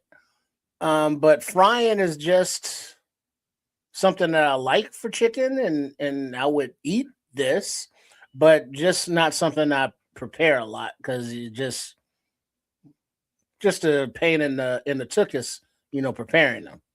Not really, man. Not really. I don't like I get my wings. I just did some of these yesterday. Not these particular ones, but I just did some wings yesterday because my girl is off. I came home from working and she was just like, I was just like, you want some wings? And she just looked at me, just like, you know what? That's good. That'll be good. And I hacked up some whole wings, the whole wing. and I cooked all of it, the little flapper and everything. And we just decided to eat some regular wings, and you put your own shit on it. She just put, ranch on hers, and she's still immature when it comes to that, but she will do it with buffalo wings. Damn. She will do it with buffalo wings. She will go, Samuel, look at Samuel. He new to the blue cheese gang. Right. Hey, you grown as fuck now. Yeah, because that blue cheese is bitter, Samo. When you're young, it's like, that's kind of bitter. It's sour. But now, your palates as they've matured. So yeah, don't give me some of that blue cheese. I like that contrast with the sweetness and the friedness. It's delicious. I didn't know what I was missing. I did not know what I was missing. And especially, actually, this blue cheese would be perfect for a sweet wing because it contrasts so well. It's got that twang to it, Trips is kind of talking about. And that's a perfect contrast. I'm always looking for contrast in my food. I prefer it with a hot wing, to be honest with you. I'm not much of a, as much as we've talked about ranch and now blue cheese. I'm not really a big sour cream guy. I'd probably lean towards a blue cheese with hot wings as opposed. What does sour cream have to do with this?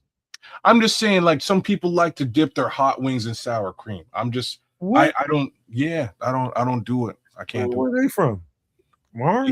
You never know, because sour cream, much like yogurt as well, will neutralize heat. Nobody's really dipping wings in yogurt. Well, sour cream is the, other than the ranch seasoning, is the ingredient in ranch dressing. Mm-hmm. It's just the ranch seasonings and sour cream. What kind of heathens you hanging around with? Just the regular kind. Yeah, the normals.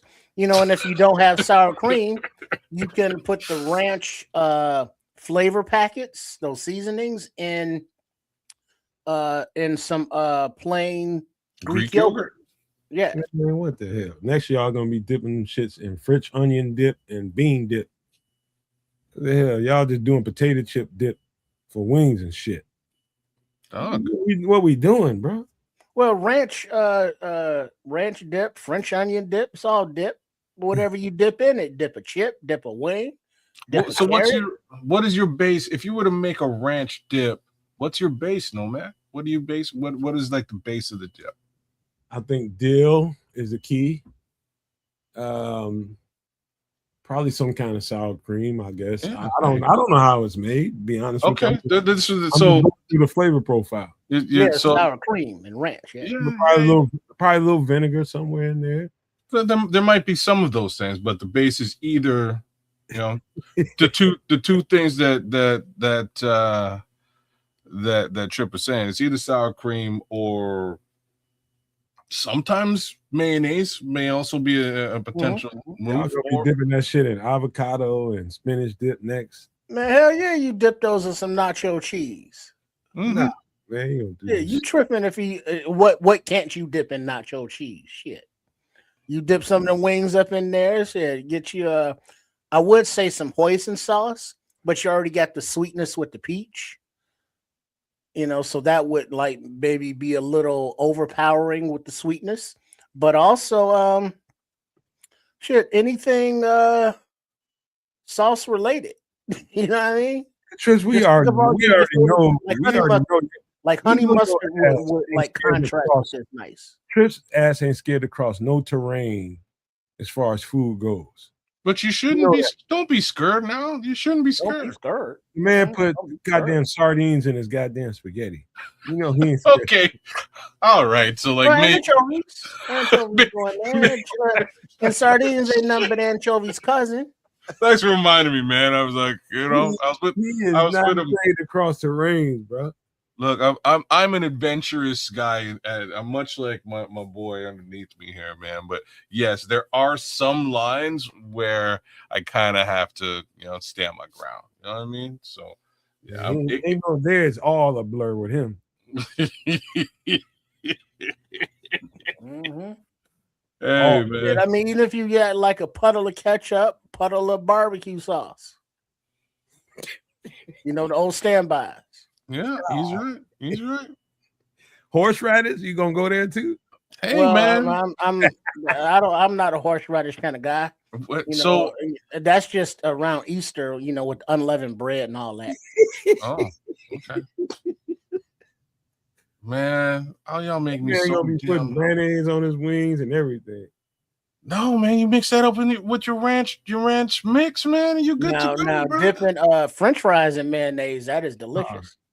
See, you just wow for no goddamn reason. Oh, look, when in Rome, do as the Romans do. So when you are in Europe, you're gonna see MFs eating French fries with mayonnaise, and you go like, why? Right? Like, Where they at? huh?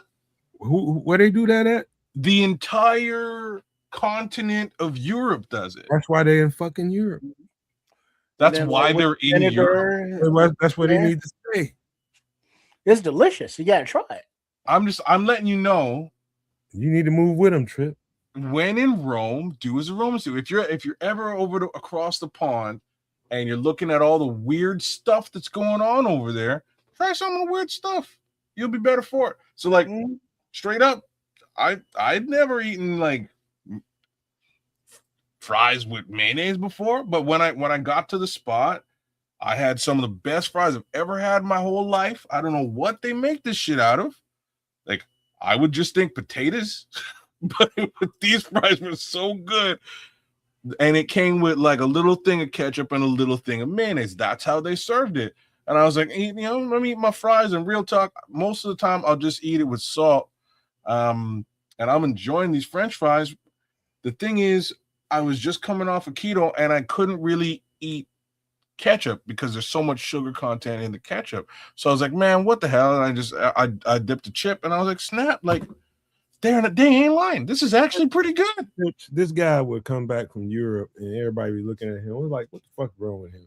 This fool out here trying to herd stray cats. I don't even particularly like cats, but look, I did a bunch. I'll tell you that. I will not. I'm just saying. I did a bunch of things in Europe that were awesome, including something along the lines of what our friend the chef did today. I had a bunch of, as I was going through, people like, bro, did you have the pancakes yet? Did you have the pancakes yet? And I'm like, what's up with y'all on the damn pancakes? What's with the pancakes? And then a homie kind of was like, yo, I'm going to show you what's up with the pancakes. We're going to breakfast tomorrow. So we went to breakfast and my pancake was massive. It was just this big old pancake, but much like Chef Trip did today, they come over there and they go, hey, like, what do you want in your pancake? And I was like, what do you mean? Like, just like, like wheat and shit. I don't know what you mean. Like, just make my pancake. They're like, no, sir. You can have like chocolate chips, lemon, peaches, like you name it, sausages, bacon, you name it. We'll put it in your pancake. What would you like in your pancake, sir? Oh, snap. Okay, well, let's go with some lemon. Okay, we'll try lemon. Man, they baked the lemon. They fried right up in there, much like what Chef Trip did today, and it blew my mind. That's why when I saw it today, I was like, okay, Chef, you go, man. You go. But they've got different fare over there from a food perspective that would honestly surprise you. And the other thing that surprised me was how slim they were given the bullshit they eat.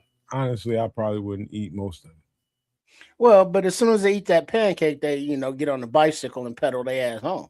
But this is it. You nailed it, right? The whole place it's kind of small, and everybody bikes. Ain't nobody really got to buy a car, so they're biking around, doing their thing, getting that exercise, burning off whatever calories is there, so they can eat French fries and pancakes.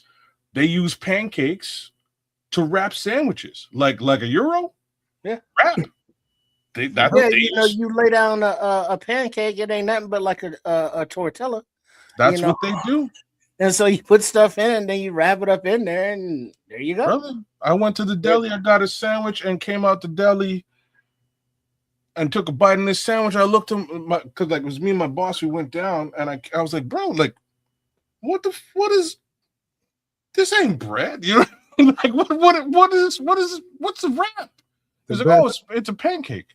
Really? The best diet I've seen out there, as far as when you're traveling abroad, is the Mediterranean diet, especially if you're in that part of the world. You're talking about whether you fry the fish, grill the fish, bake the fish, pan fry, whatever you do with the fish. It's a lot of fish, and it's a lot of olives, a lot of olive oil. Very healthy. Yeah, nothing bad for you. Yes, right out of the water. That is, that's how a lot of people in the live over there in the boot. They eat like that. Well, that's the thing, but it's easier for them because all their stuff is fresh out of the water. As in, like trying to, consume a Mediterranean diet here or in Canada, you're gonna pay because the freshness for those ingredients, the fishes, the olive oils, the veggies, that's imported. You know what I mean? So to try to be healthy, you got to be able to afford that.